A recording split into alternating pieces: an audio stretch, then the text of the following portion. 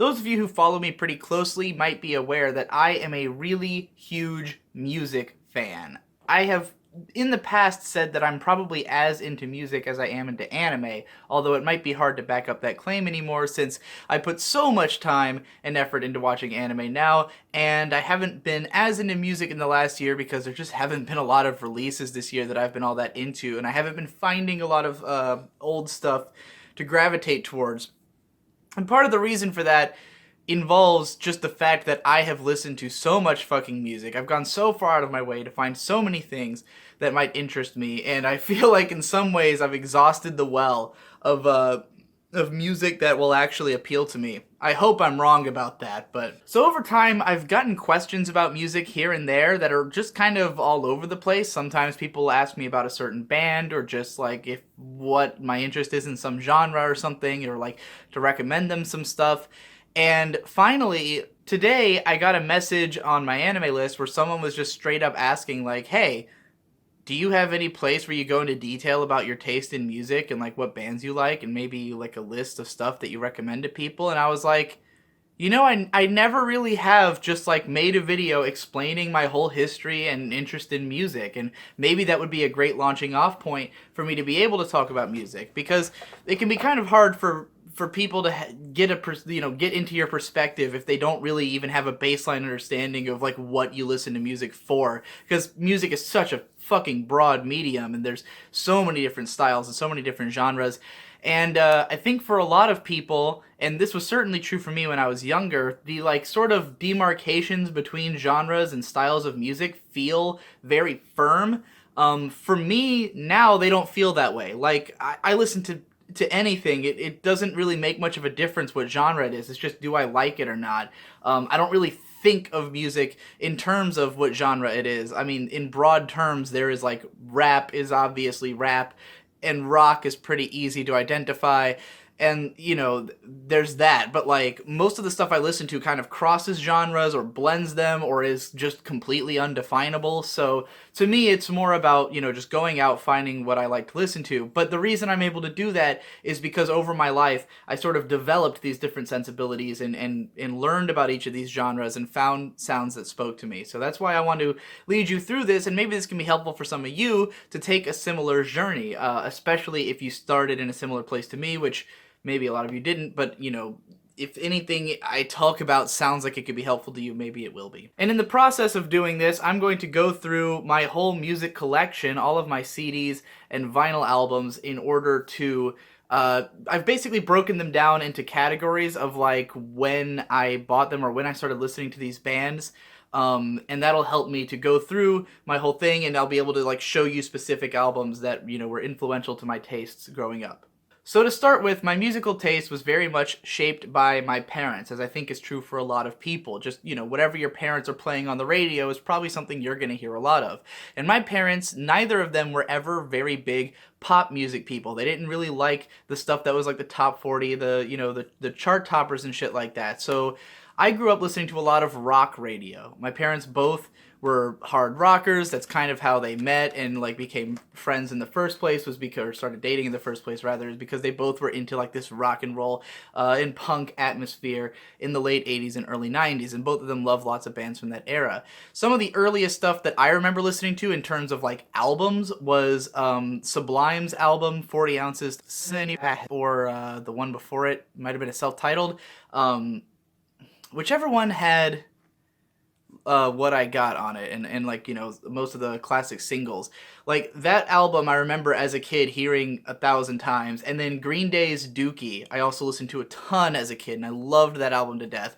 My dad was really into both of those bands. My dad always liked the sort of optimistic, more energetic and fun kind of rock music, whereas my mom was more into like the aggressive and harder kinds of rock music. But I feel like maybe she, we didn't listen to her albums as much. I know she was really into Jane's Addiction, and we didn't get into it at all as kids. Me and my brother, I mean. When I say we, I usually mean me and my brother Victor. But tons of Sublime and Green Day and lots of radio, just anything that was on the rock stations at the time. I remember loving the song Black Hole Sun as a kid by Soundgarden. and just yeah, all the classic radio hits. Funnily enough, I was never that into like Nirvana, who were at their like peak at the time. My parents had Nevermind, and I had listened to it a few times, but uh, I didn't tend to gravitate towards the more like gravelly voiced singers, the guys who were like more, a heart-shaped box. I was not as into that. I liked the more fun and Sublime and Green Day. Like those are both really fun, upbeat bands that like in spite of being rock and punk and especially in their lyrics, they had more of a like cutting edge, vibe to them, but the vocals themselves were never very harsh or gruff. So in the late 90s and early 2000s, nu metal was becoming a big deal, and I was way into that wave. I was like, 9 or 10 years old when nu metal started becoming a thing. My cousin Boyd, who is 4 years older than me, who was very much like an edgy preteen, was super into nu metal.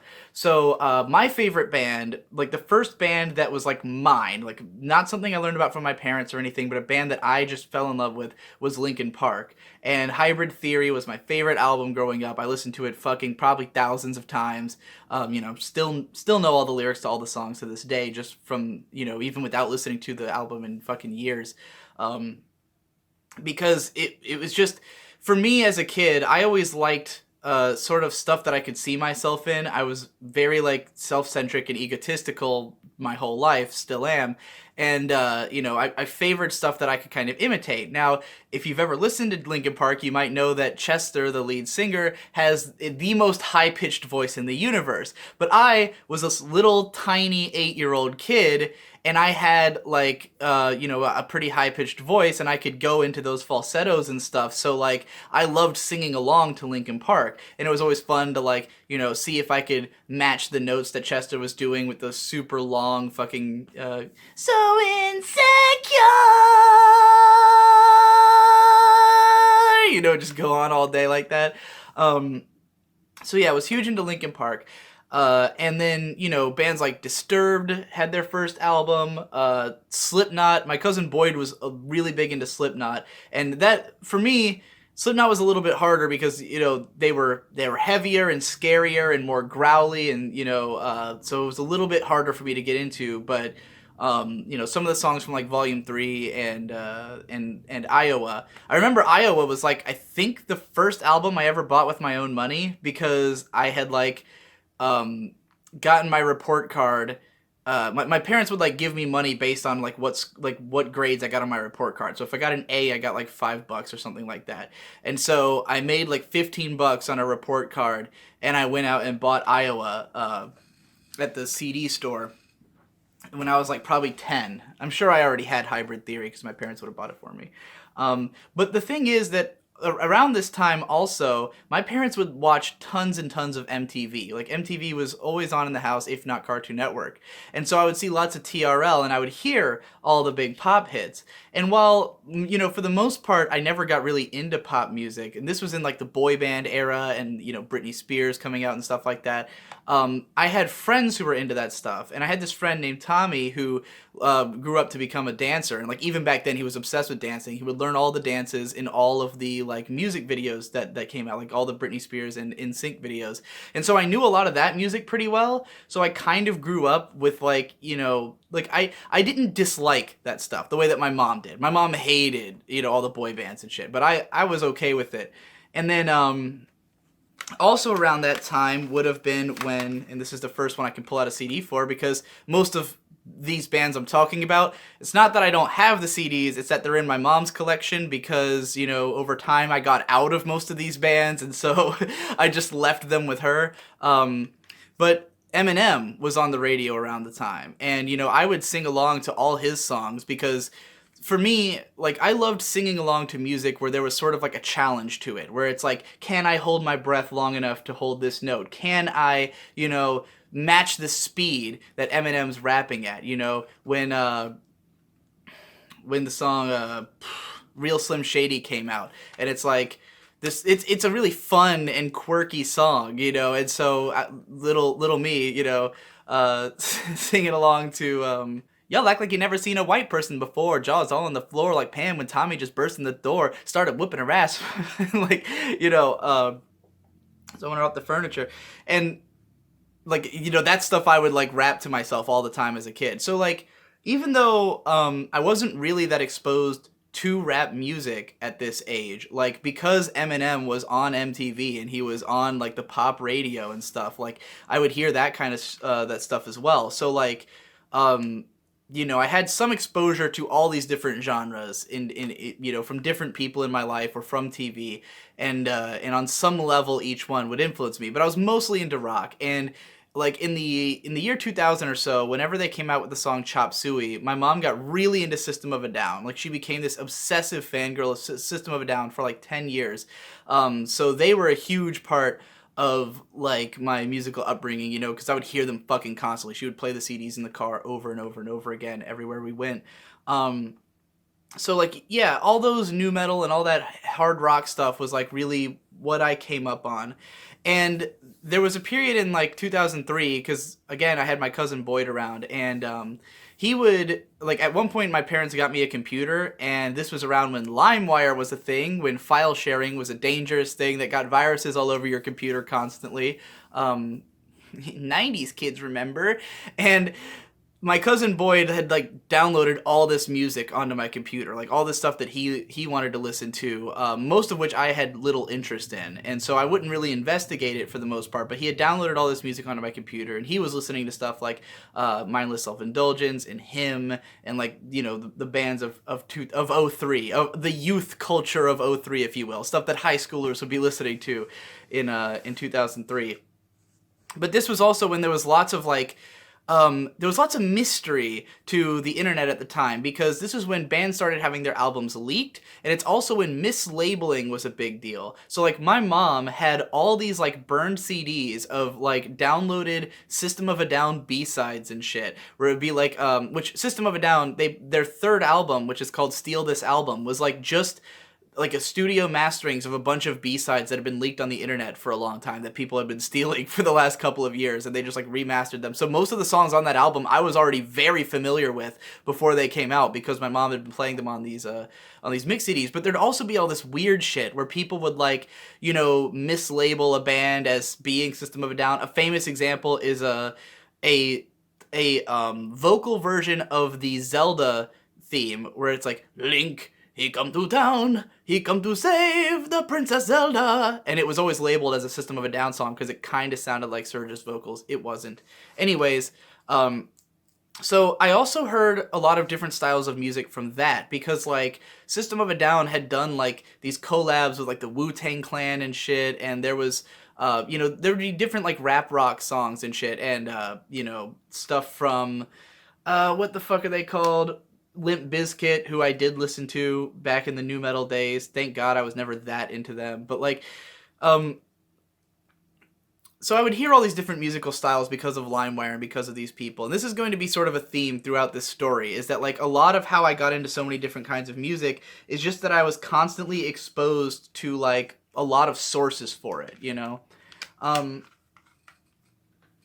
Also in that era would have been when Gorillaz' first album came out. Was huge into this as a kid. It kept growing on me more and more as the years went by, and like when Demon Days came out, that was a pretty big deal too. And 2005, I believe, is when Demon Days came out, and that's the year when I like started getting really, really into music, because up until this point, like, I would always sort of jump from one hobby to the next, like all through my life. You know, growing up, I had a period where I was into Power Rangers, then I was into The Lost World, then I was into Godzilla, then I was into Pokemon, and that lasted a long time. Then I got into anime, that lasted a couple years. Then I got into video games. But then, when I was into video games, like me and my brother Victor, we would sit around in my room and like take turns, you know, playing games and stuff. And usually he would play games and I would sit there and watch, and I'd either like read him a strategy guide, or I'd sit on my computer and like sit on forums and shit, and I'd play music like over the games, because neither of us ever really cared about game music all that much. I know for some people that's like a mortal sin, but I don't care. So it's just not, it wasn't my genre. You know, I grew up on rock. Orchestral music never meant anything to me. So we'd just mute the game and we'd play our own music over it. And, you know, most of it was the stuff that I've been describing, System of a Down, shit like that. But, like, when Demon Days came out, a friend of mine gave me, like, a burned copy of it. So I didn't actually hear...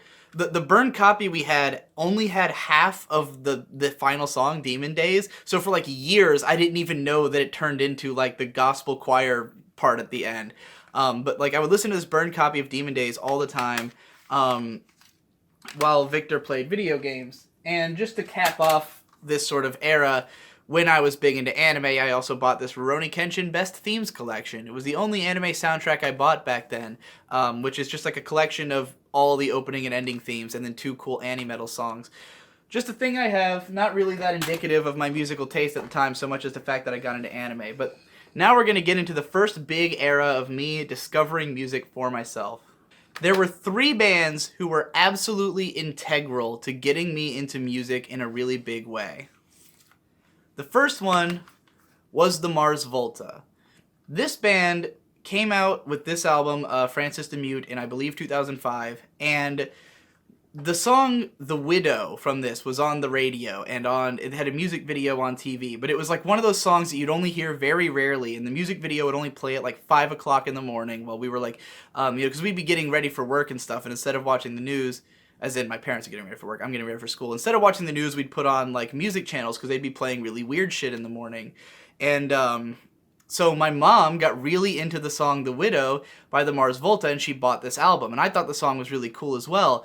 And then, like, I started listening to this thing, and this is one of, like, the most experimental and bizarre albums ever. I mean, like, growing up, I would have assumed that there was, like, a whole world of music out there that sounds just like this. That's not really the case. The Mars Volta are pretty fucking out there and distinct, especially this album. There's passages on this thing where a song will just drift into the sound of birds chirping for like 4 minutes or something.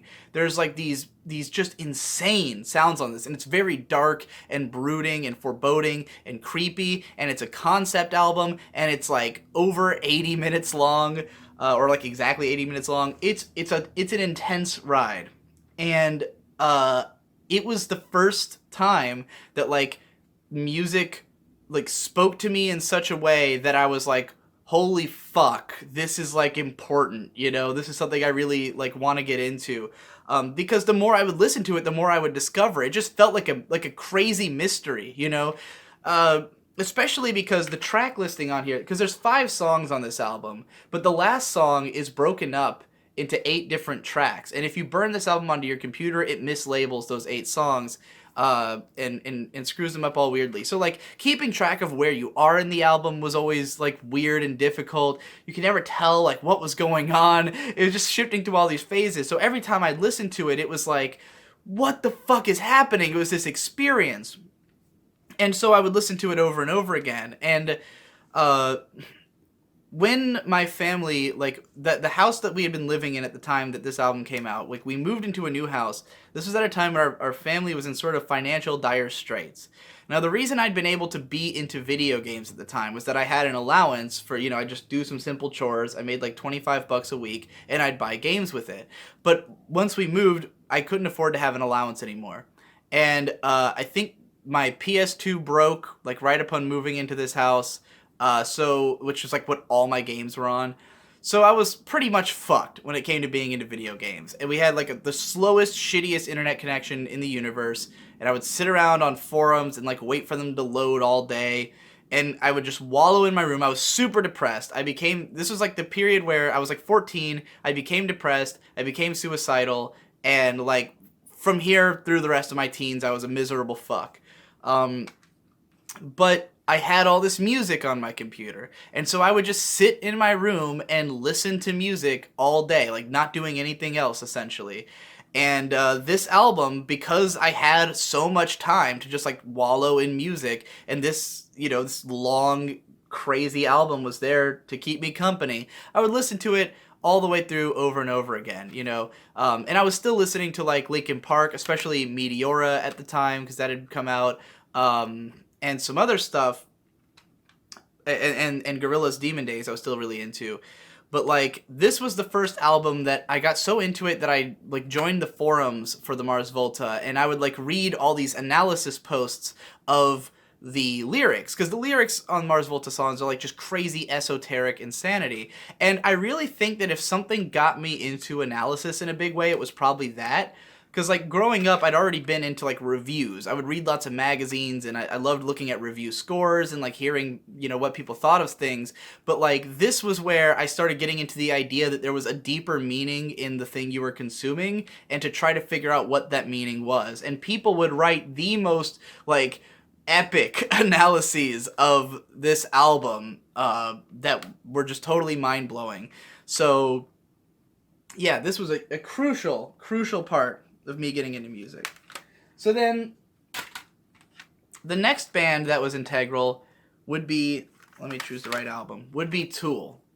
Because this was one of the bands that my cousin Boyd had installed onto my computer. Now, in this period where I'm living in this house in like the ghetto, and we have no money, and I'm listening to music all the time, we had moved away from where my cousin was, so I wasn't seeing him anymore. But he had left all this music on my computer, and I just started exploring it. I was like, let's find out what all this stuff is, because now I'm getting really into music and I want to know about it. And he had the Tool albums Einema and Lateralis. I don't know if either of those are how you pronounce them, but whatever. So those two albums, I was like, I discovered them, and like the Mars Volta's album, they're both these fucking 80-minute odysseys that go through all these crazy weird parts. Hold on, I'm looking for... Do I even own Einema? I might not even own Einema. I guess I don't own Einema. But Einema in particular is like fucking 17 tracks or something, and it goes through all these like weird sections and experimental pieces and like just stuff that's out there, and it's again dark and brooding and long, and you could get lost in it for a really long time. And Lateralis, which is maybe my favorite Tool album, but I discovered it a little bit later. Like those two, I would just listen to them in the same way as Mars Volta. It was this adventure. It was like this big journey I was being taken on by the music. So at this point, I started buying albums, and basically I would just buy anything that I had heard, like some radio singles, and I thought it was pretty cool, and I'd try to get into it. For instance, like the first two albums that I remember buying in this era were the Franz Ferdinand self-titled album, because they had the song Take Me Out on the radio, which was a big hit. Really loved it. And This Fire I was a big fan of. So I bought that. Pretty good album. I could still listen to it, you know, to this day. It was never that huge into it. But the one that was like a big deal was Coheed and Cambria's In Keeping Secrets of Silent Earth 3. So a couple years prior to me buying this album, the song A Favorite House Atlantic had been on the radio, and it was a really catchy, fun song. Once again, high-pitched vocals, which the Mars Volta had this as well. All these bands have this high-pitched vocal range because, again, when I was young, I like mostly sang in like this high-pitched falsetto, like these singers, like Claudio or Cedric from the Mars Volta. So I had bought this just on like the strength of the singles, you know, and I'd also heard Welcome Home, which was like the big single from their next album, Good Apollo on Burning Star 4, but I couldn't find this album anywhere, so I bought this one instead. And I had no idea what I was getting myself in for, because I knew this band for like bubblegum pop songs, you know, like whoa, whoa, whoa, in Blood Red Summer. I put this thing on, and it starts off with this fucking epic war song. Like, you can tell from the way that the song sounds. It's like a scene of a war. It's this big, huge, epic song. Talking about the song In Keeping Secrets of Silent Earth 3, or without the 3 on the end. The song is fucking huge. There's the chorus where he's just screaming, "Man your own jackhammer! Man your battle stations! We'll have you dead pretty soon!" And I was just like, whoa, what the fuck is happening? Again, 80 minutes long, huge epic adventure, concept album. Note that all of these are concept albums. All of these are albums where there was like some kind of story being told in the lyrics. And so like, it was not only that I was into the music itself, but that I would go and research these concepts and like really learn about the stories going on. Like in Coheed and Cambria, it's this fucking epic sci-fi narrative that spans all of their albums. This is all one giant fucking sci-fi epic, with the exception of some of their newer ones, which suck. But like Mars Volta, every album's like a different weird fucking trippy bizarro journey. And Tool is less like unified concept, but there's like a lot of meaning in their lyrics and stuff. So like all of it was the kind of music that you could really sink your teeth into, spend a lot of time with it. And as a young guy, I had a lot of time. I really had nothing going on in my life, so it was pretty easy to sit around and do that. And the reason I bring that up is just that like I couldn't do this now. There's no way I could like get nearly as into something like the Coheed narrative today as I did back then. But yeah, I later bought the Go to Apollo and Burning Star 4. I still really like the first 4 Coheed albums, but this one is definitely my least favorite. I think this has a lot of like filler songs on it that aren't as interesting. But my favorite Coheed album is their first one, the Second Stage Turbine Blade. This one is just a lot more emotional, and it feels more raw and cool. Like it still has that feeling of like the progressive sounding riffs and everything, and it still has like that epic storytelling feel, but it's a lot more personal and emotional and just more consistent in general. But my second favorite is their 4th album, No World for Tomorrow, which I know probably isn't a lot of people's first or second favorite Coheed album, but this one I love it because it's the most conceptual, it's the most like epic and cinematic, and like every song is a climax because it's the climax of the story, and so it's just this huge bombastic spectacle of an album with all these kick-ass fucking massive sounding songs. So of course, continuing, I bought the other Mars Volta albums, The Loust and the Comatorium, one of my favorite albums, to this day. Tool's first EP, Opiate, which is pretty great. The early Tool stuff, like their first full album, Undertow, is a lot like heavier and more aggressive than their later stuff, which is like more heady and trippy.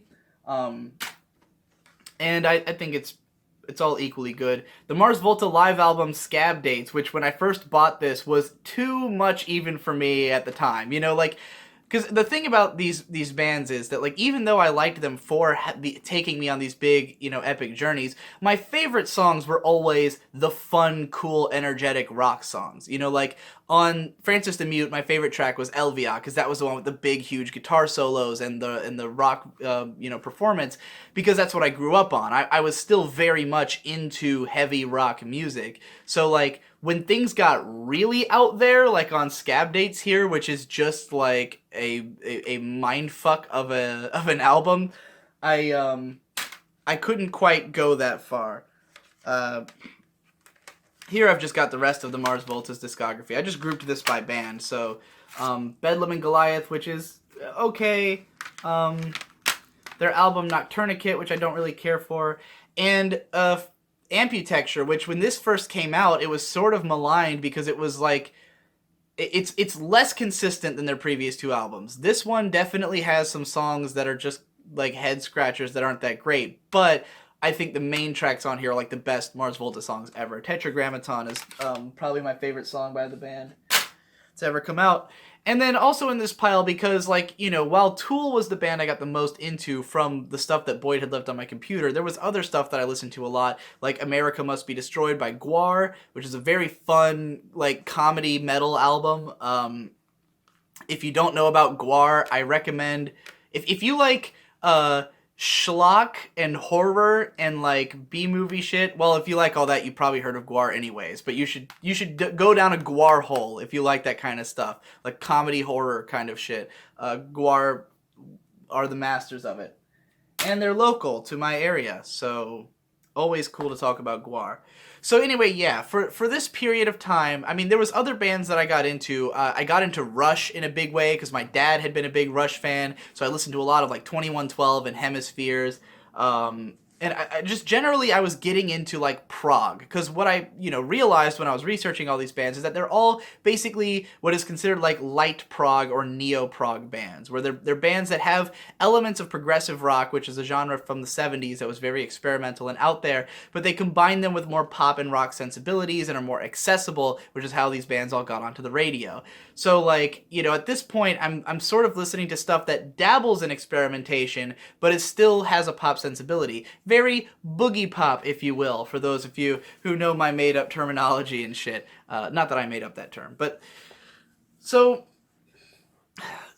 those bands were getting me deeper and deeper into music, and I would buy CDs like all the time, but it was really hit or miss, because I would buy them on the strength of like one single or YouTube. I discovered YouTube in early 2006, and I'd search a band and try to find some of their songs. And so my rule was, if I found 3 songs that I liked from an album, I would buy the album. Not every album I bought followed that rule, but that was like the general gist of it. It's like, if I hear enough of it that I like, I'm gonna buy it.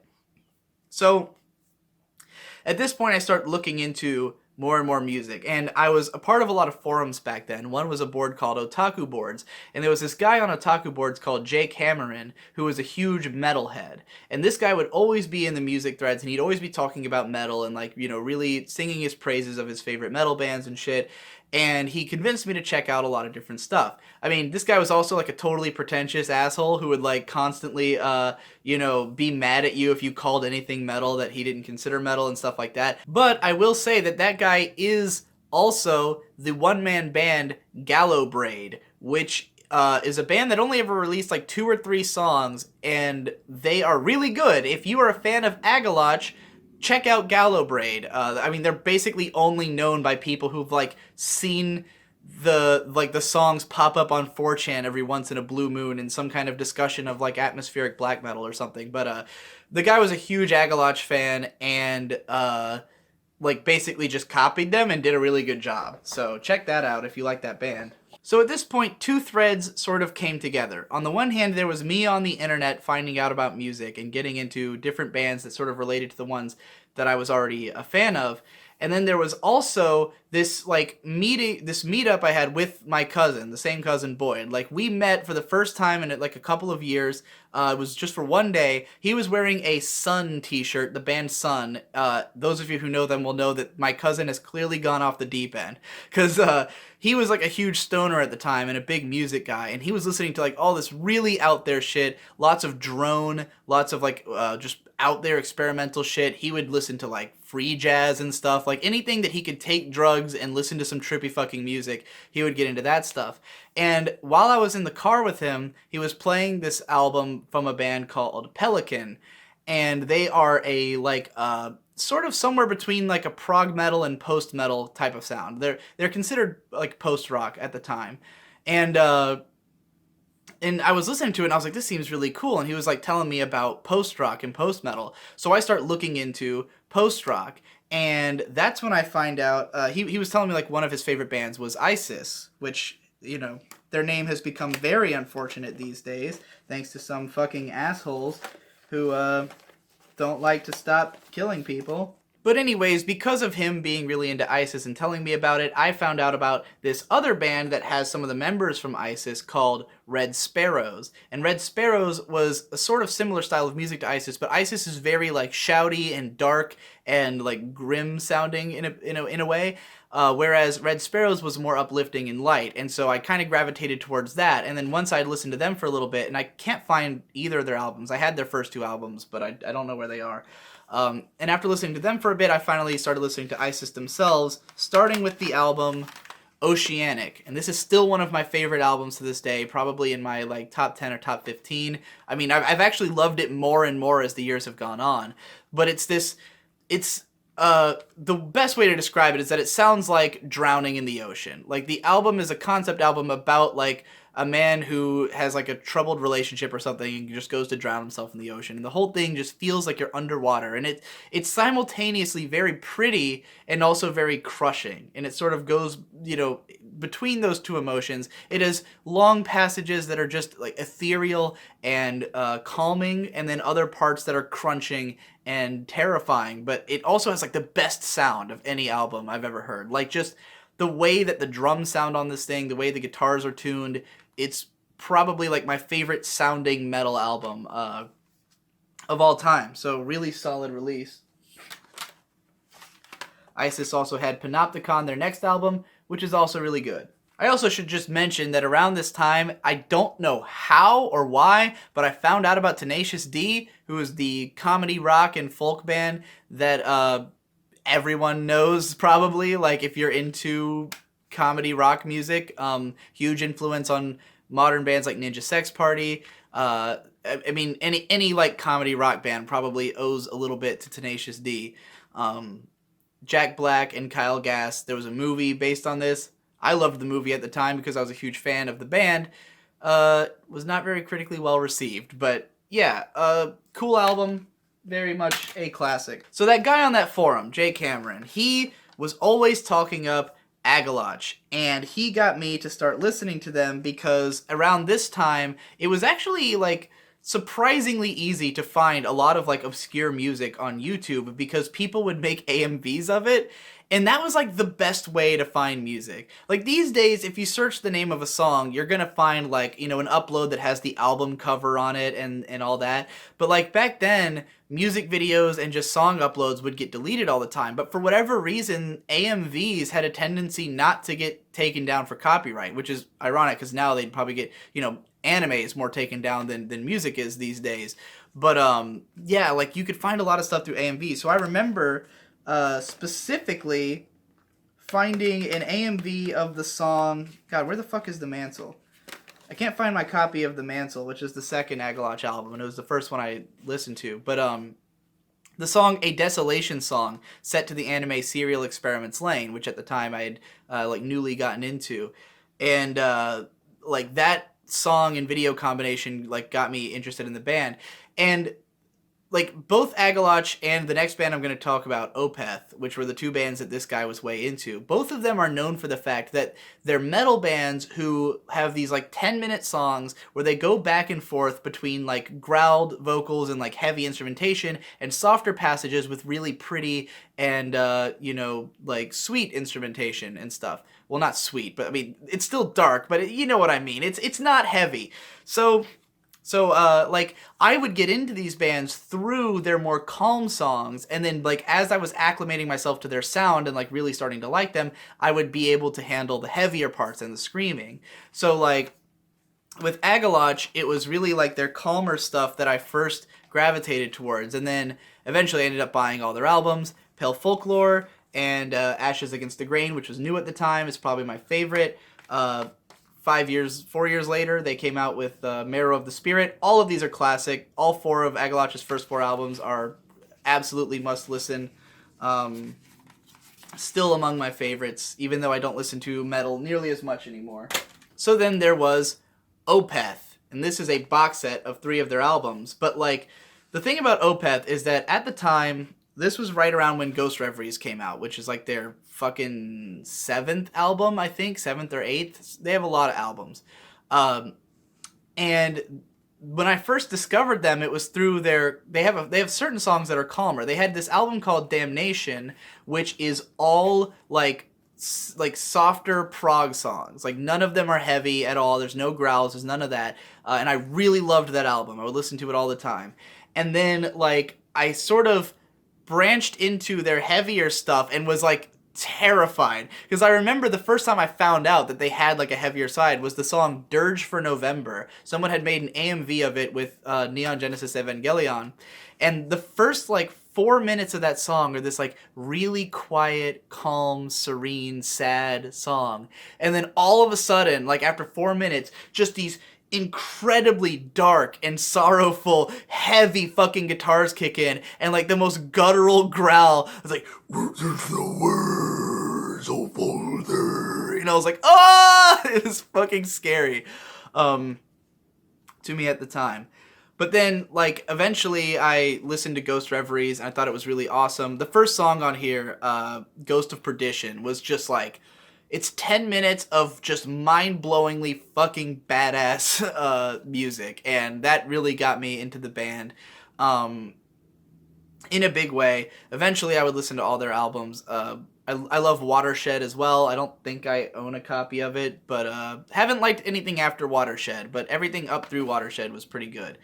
I mean, if you asked me to go on an Opeth tangent, that would be a whole other tangent of what songs I like and what albums I like. But I would listen to this and play World of Warcraft because Victor had gotten into that at the time. I think the first expansion had just come out. And I would play WoW and listen to Agaloch and Opeth. And then I also was into Mastodon because Blood Mountain had just come out. I'd heard, like, the song... which one was it? The song... Colony of Birchmen had played on TV a few times, and this was another band that, like, I looked up their music on YouTube, I really loved it, bought the album, and this one, Mastodon has always been, like, a great unifying band for my family, because, like, my brother Victor is a huge Mastodon fan. They're, like, his favorite band. My mom loves listening to them. Everyone loves it. So, like, we would play this in the car a lot because, you know, it was music everyone could get into.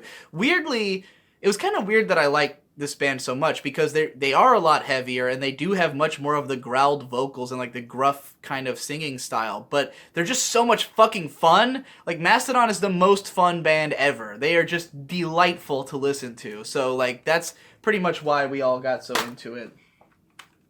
And then also from this era, one time my mom had just brought home like this mix CD that a friend gave her of the album Bloody Kisses by Typo Negative. I thought I had it, but I realized I don't actually own the CD.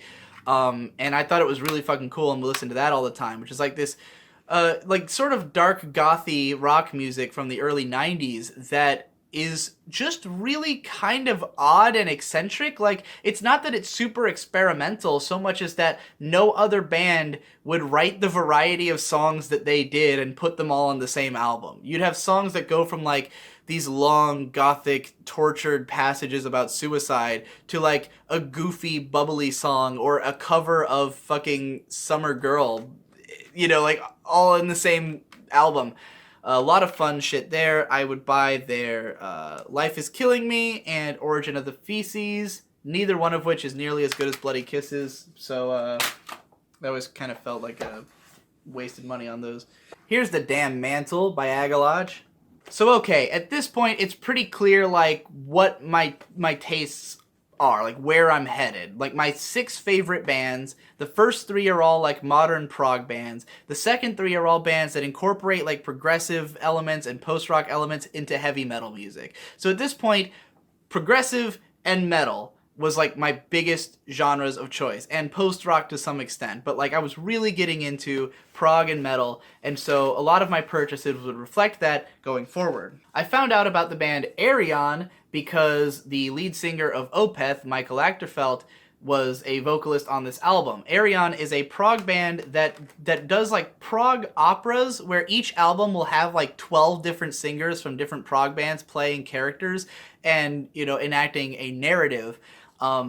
Absolutely loved this album when I was younger, and I found out about that because of Achterfeldt's involvement. Was never as into the other Ayreon albums. I did buy, what was this one called? Universal Migrator, Part 1 and 2. I did buy it, and I did enjoy like some of the songs, but I never got into the full album, never got into any of their other albums. It's really just The Human Equation that I was like super into. Now, the main character on The Human Equation is played by the vocalist of Dream Theater, so I found out about them. This is the only Dream Theater album I ever got into. I don't really care for it anymore. I hate the band. They are the most pretentious assholes on planet Earth. They're a bunch of douchebags. But I liked this album because it's a lot heavier than their other ones. It's like sort of their most metal and aggressive and in-your-face and direct album. Whereas a lot of their stuff is just like straight up wanking through like 80 fucking time signatures or whatever. All their shit sounds the same. I hate Dream Theater, but I did like them for a time for that album. It's an okay album. Here's the 2 Red Sparrows albums. I guess I put them in the wrong section, not surprisingly, but I was into those around the time of ISIS. Now, you see, one good way of getting into new bands, and something I did a lot of back at the time, was just to look into anything that was related to them. Like, obviously with Red Sparrows and ISIS, I found out about them because I just found out that the members were in the other bands. And, Wikipedia was around at the time, so I was doing a lot of that. At the Drive-In was the previous band of the members of the Mars Volta. I could never find any of their full albums or songs, so I just bought this compilation album, The Station is Not Operational. Liked a lot of the songs, but not enough to ever buy more of their albums. Though now, the album Relationship of Command is definitely one of my favorites. I still don't own a physical copy of it, but really love that album. But only got into it much later. And since I was way into metal music around this time, I was being introduced to more and more metal bands, stuff like Blind Guardian, who are an epic power metal band. This is the only album of theirs that I really care for, and even then, I don't love every song on here, but it does have some of my favorite songs of all time, particularly the final track, or second to last track, And Then There Was Silence, which is a 14-minute epic retelling of the Epic of Troy. Now, with this album, I feel like this is a good way to talk about, what I think defined all these albums I like. Because, yeah, sure, all of these come from, the same kind of genres, but they might seem, if you're, a fan of those genres, these might seem kind of random. Why these bands and not other ones in the genre? Why didn't I get into more stuff related to these? And it's because, and I didn't recognize this until much later in life, that I just really love dense music. I love music that has lots of shit going on. I love it when songs change dramatically over the course of the song. I was always really into the, 7 to 15 minute tracks that have multiple parts, where there's this sort of narrative going through the song, where there's lots of stuff happening in the background, where every time you listen to it, you discover something new. And Blind Guardian on this album seemed to be aiming to make the most dense sound possible. Now, I will say, the production on this album is fucking garbage, and I would not have been able to recognize that as a young guy. Now I listen to it and I'm just like, what were you guys thinking? Because what they tried to do was to create an army of musicians, and they did this by just multi-tracking the living fuck out of all the instruments and vocals. So the whole thing sounds like this giant choir is singing all the lyrics. But it's just so bombastic and over the top that I can't help but love it. And yeah, so this is kind of totally encompasses what kind of sound I was looking for. Stuff that was Wagnerian, if you will, in length and scope and attention to detail. So alright, another way that I started finding bands was through a thing called Pandora, which I believe is still around and in use by most people. In fact, it got a lot bigger over time. But Pandora was an internet radio service where you'd basically type in the name of a band, and it would give you a radio station that would play that band's songs as well as other stuff that sounds kind of like them. Now, because I'm incredibly picky, I did not get a lot of stuff that I ended up loving out of listening to Pandora over the years.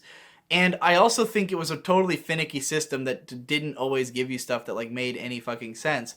But there were certain bands that I got into because they showed up on Pandora, and I believe these are a few of them that I got from the Tool Pandora radio station, which Tool is a hard band to draw comparisons to.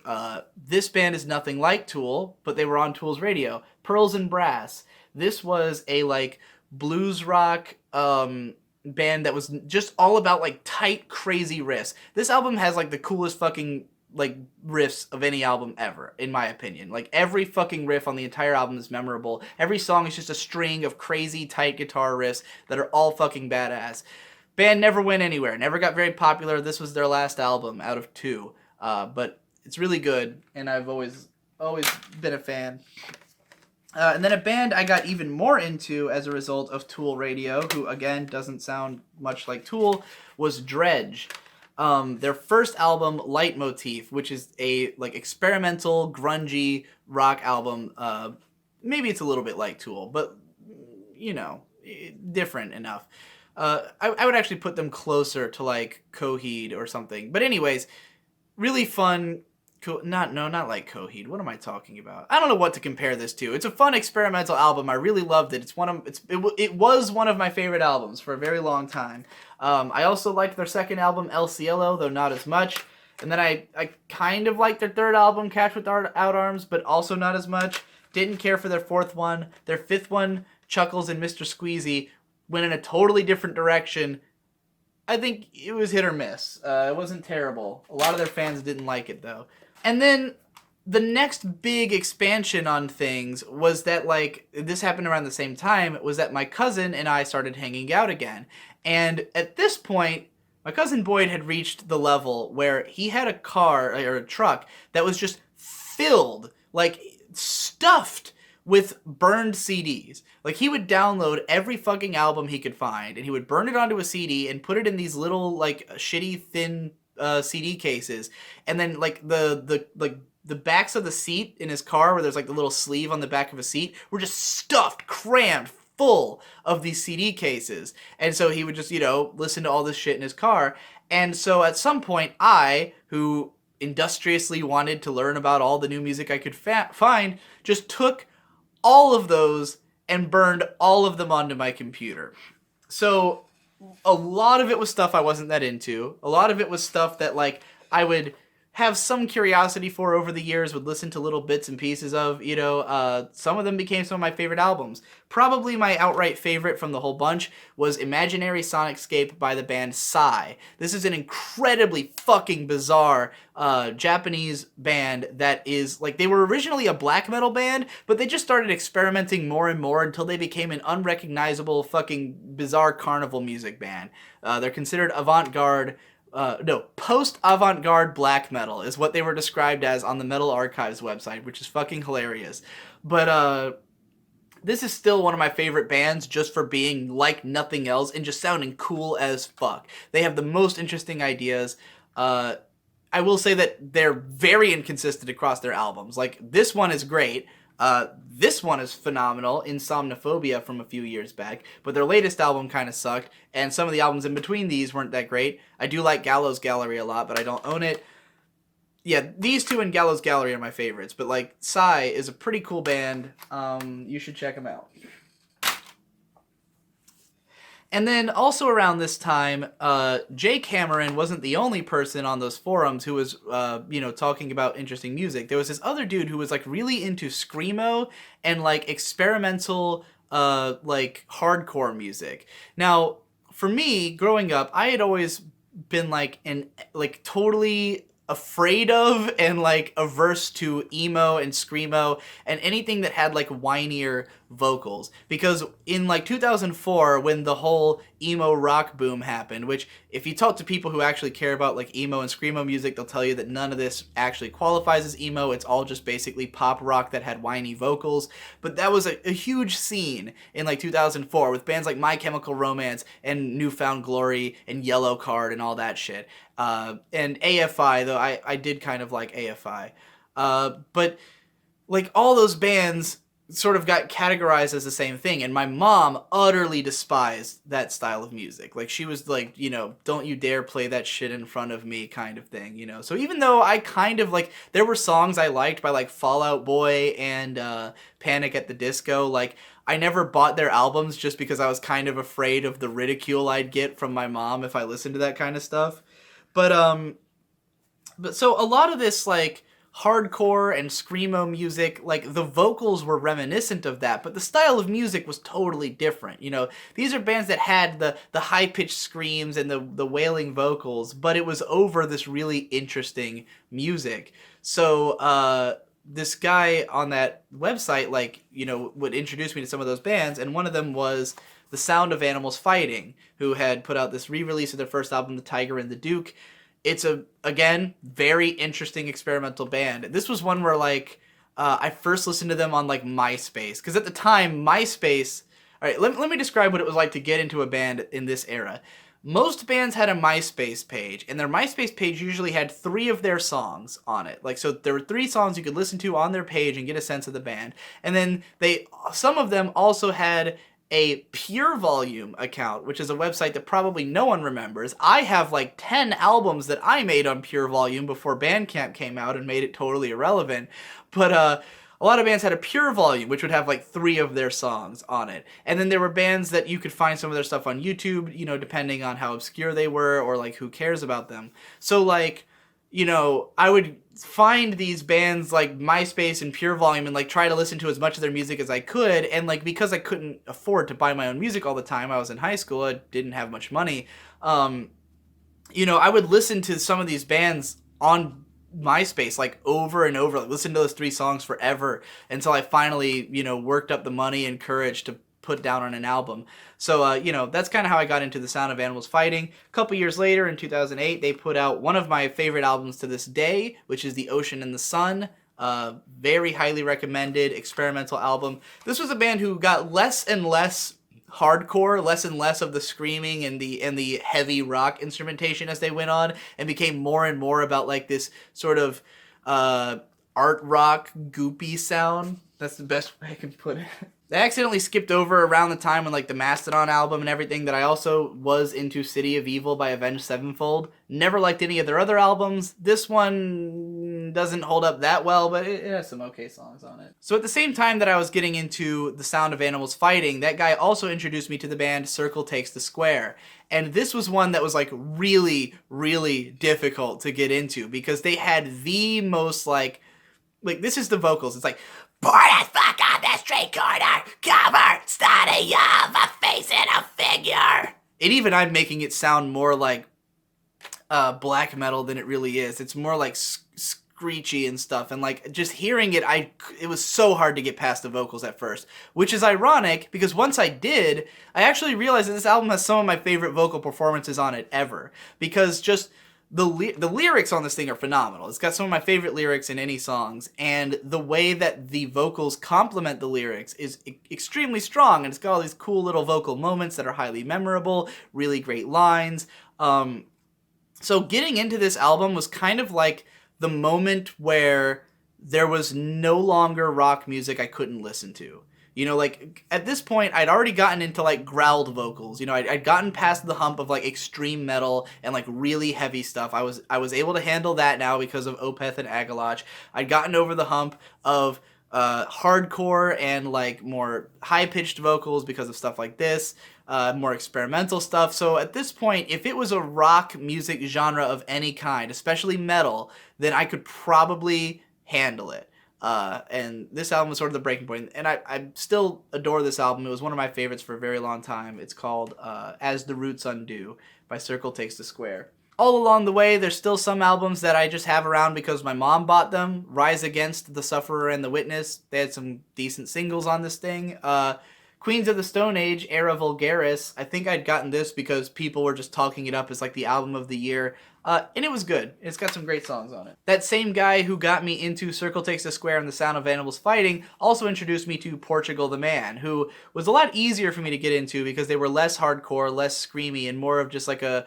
they kind of came from that background, but like their first album was just like an experimental rock album. And their first few albums were very much these like weird little experimental things where like each song would be like 2 minutes long, usually have some like really massive change in the middle of the song. All their albums were kind of hit or miss. They would have like half the songs would be really great, half of them would be just kind of okay. But I listened to their first album countless times. I still don't actually own a physical copy of it. I did buy their EP, It's Difficult Being a Wizard, which is pretty cool. It's like it's one 20-minute song that's just like a fun experimental thing. Really, I got more into them later when they changed their sound up and became like a folk rock / like a like classic rock and roll band who takes a lot of influence from the Beatles. They put out The Satanic Satanist, which one time I forced all of my friends, like everyone I knew, to put together a list of their top 100 favorite albums. And the one that was most consistently in everyone's top 10 was The Satanic Satanist. This was the most agreeable album against me and all of my friends. Like, this is the only one that we could put in. Everyone would be into it because it's experimental enough to be good for, people who want something a little weird, but it's also catchy and straightforward enough that like anyone could appreciate it. And it's not, too far in any one direction. It's just a really solid, fun album with lots of fucking great, memorable tracks on it. And but the one I like even more than this is their next album, In the Mountain, in the Cloud. Actually, it's not their next album, but a later album, In the Mountain, in the Cloud. This is my favorite of the band, and also one of my favorite albums of all time, especially for the first like 4 tracks or no, the first 3 tracks are all fucking absolutely amazing, and the final track, Sleep Forever, which is soul crushing. So at this point, I'm way into music. I'm listening to music all the time. I'm always discovering new bands. I spend a lot of time just researching bands. Some stuff I get into because I hear about it supposedly being great. You know, Primordial's album, To the Nameless Dead, which is just like a lot of people considered it metal album of the year. So I checked it out. I liked it. Track 2, Gallows Hymn, is one of my favorite songs. Otherwise, I don't consider it that memorable, honestly. Big metal albums that people were talking about at the time. Twilight of the Thunder God by Amon Amarth had just come out. This is not their best album. I would say With Odin on Their Side is my favorite of theirs, which I think Victor owns, and that's why it's not in my collection.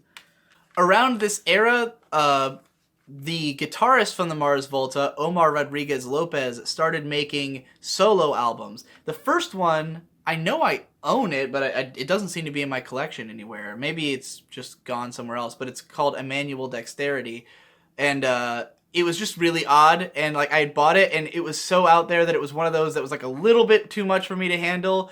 And I never actually bought this one. This was Boyd's copy of Se Dice Bisonte no Buffalo, which I do like a lot. And I named one of my internet handles after this. Se Dice Bisonte is my manga handle, because I made a manga blog that I wanted to disassociate from my main identity for no reason, and I named myself Se Dice Bisonte. So if you've heard that story where I talked about how the first chapter of Excel World, the manga, how like I was the proofreader on that chapter, like if you find it on any manga reader site, and if you look in the credits, it says like proofreader Se Dice Bisonte. That was me, just using a different name. Because I was into post-rock, Mogwai was very critically acclaimed. I checked out Mr. Beast, which had just come out at the time. I think it was like the single off this album I really, really loved. And then the rest of it I was never as into. One of the artists who was on my cousin's, like all the music that he downloaded onto my computer was Mark Lanigan, who is a like folk, sort of country folk guy who had formerly been a member of Queens of the Stone Age, who just writes these really sad, pretty, depressing songs. And I really love him as a songwriter. He had the albums like Field Songs and I'll Take Care of You, and his collaborations with the artist Isabel Campbell. All the albums they did together are phenomenal. I really love his music, but it is unbelievably depressing. And for some reason, when I listen to him, it just like shuts me down and I can't even think anymore. So I kind of stopped listening to him a few years ago. I did pick up like his more recent stuff, like his album Blues Funeral, which is pretty good. I do still listen to this one. It's not nearly as depressing. It's a little bit more rock and industrial and pop influence, as opposed to being just a folk album. His album Bubblegum is probably one of the most accessible ones, so I'd recommend checking that out. But yeah, Mark Lanigan, great artist, one of my favorite artists, but I barely listen to him anymore because it just makes me feel like shit. Because of the anime series Gunslinger Girl, I got really into the Delgados, who did the opening theme of the show, The Light Before We Land, which is the first track on this album, Hate. This is one of my favorite albums of all time. It's just this, like, sort of epic pop music. Like it's all very sad and it's definitely pop, but at the same time there's like a lot of orchestral instrumentation and every song sort of has this big swelling feel to it. Although actually probably my favorite track on here is the most down-tempo and calm one, Child Killers. That's a fucking sad song. But yeah, really phenomenal album. I like some of their other stuff as well, but that one's my favorite. That Jay Cameron dude who got me into Agalach and Opeth was also really heavily advocating for this band, and Ensiferum at the time, who had just put out their second album. This was their first one. This album's fucking amazing. If you're into heavy metal music, especially like more upbeat stuff like power metal, or like this is like, it's not quite power metal, but it feels like that. It's very video game influenced, and like all the lyrics are about like epic quests and adventures and shit. And it's fucking awesome. It kicks a lot of ass. It's energetic and fun and cool. I think a lot of power metal kind of dips into being like cheesy. This doesn't. This like avoids the cheese factor that a lot of power metal falls into.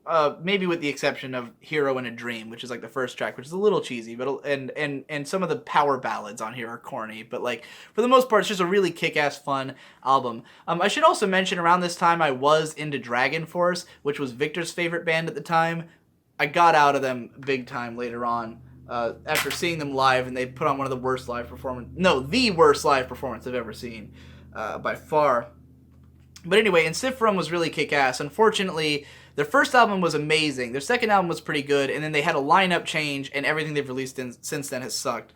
Another band from the same guy who got me into Sound of Animals Fighting and all that stuff, The Fall of Troy. This album, Doppelganger, is just this like blisteringly intense, manic, crazy, edgy as fuck album where like it's all about like just crazy fun guitars and like breakdowns and like it's very much got like this hardcore sound, but while being all over the place with its guitars and shit. I don't even really know what to compare it to. It's like almost proggy in a way, but while just being like loud and abrasive and again edgy as shit. But I still really like this album. It's got a lot of cool ideas. And then another one of my favorite albums that I discovered at the time, this one was through Shabooty Radio. So Coheed and Cambria, who I talked about before they became Coheed and Cambria, they were Shabooty.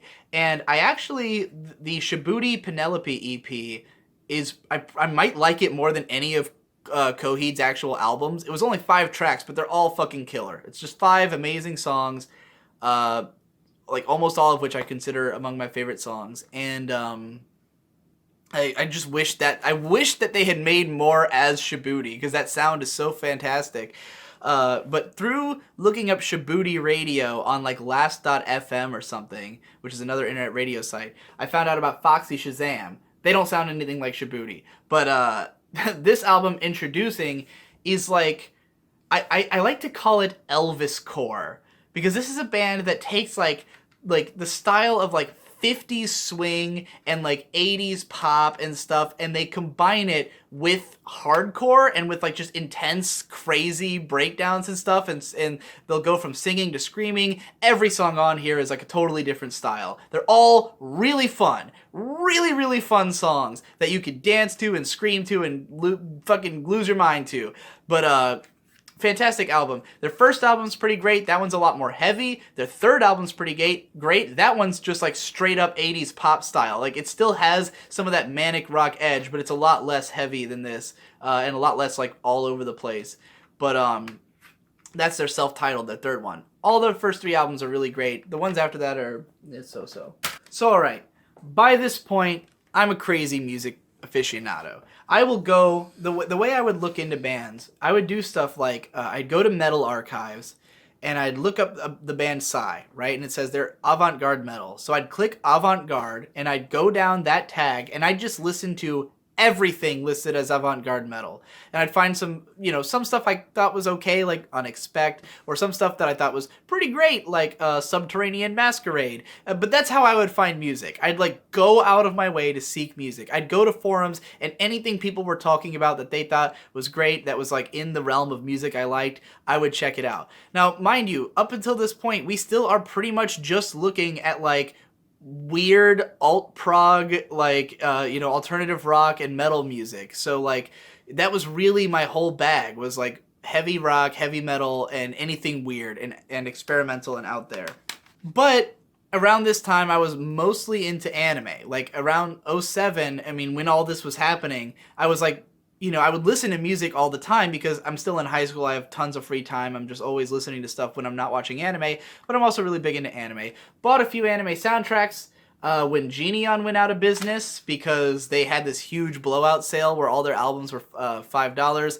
Arjuna soundtrack, which is one of the best anime soundtracks of all time, made by Yoko Kanno, who you probably know for Cowboy Bebop and Wolf's Rain and Ghost in the Shell Standalone Complex. I like this as much as any of her others. The Fooly Cooly OST, been a huge Fooly Cooly fan since the show first aired on fucking Adult Swim, and you can't watch the show and not fall in love with the pillows. This album's fucking amazing. It's the one with all the pillow songs on it. Otsuki Kenji to Zetsubo Shoujo Tachi, the Kakurenbo album. This is the Sayonara Zetsubo Sensei girls and the guy who sings the opening themes did a whole album of crazy-ass weird songs. I've talked about this somewhere before, but it's really unlike anything else out there. It's a very fascinating album. Very cool. And one of the Utena OSTs. This is the one where they took all the fight music and all the crazy choral rock songs that J.A. Caesar wrote for the show and remastered them to be like more listenable, and it's really cool.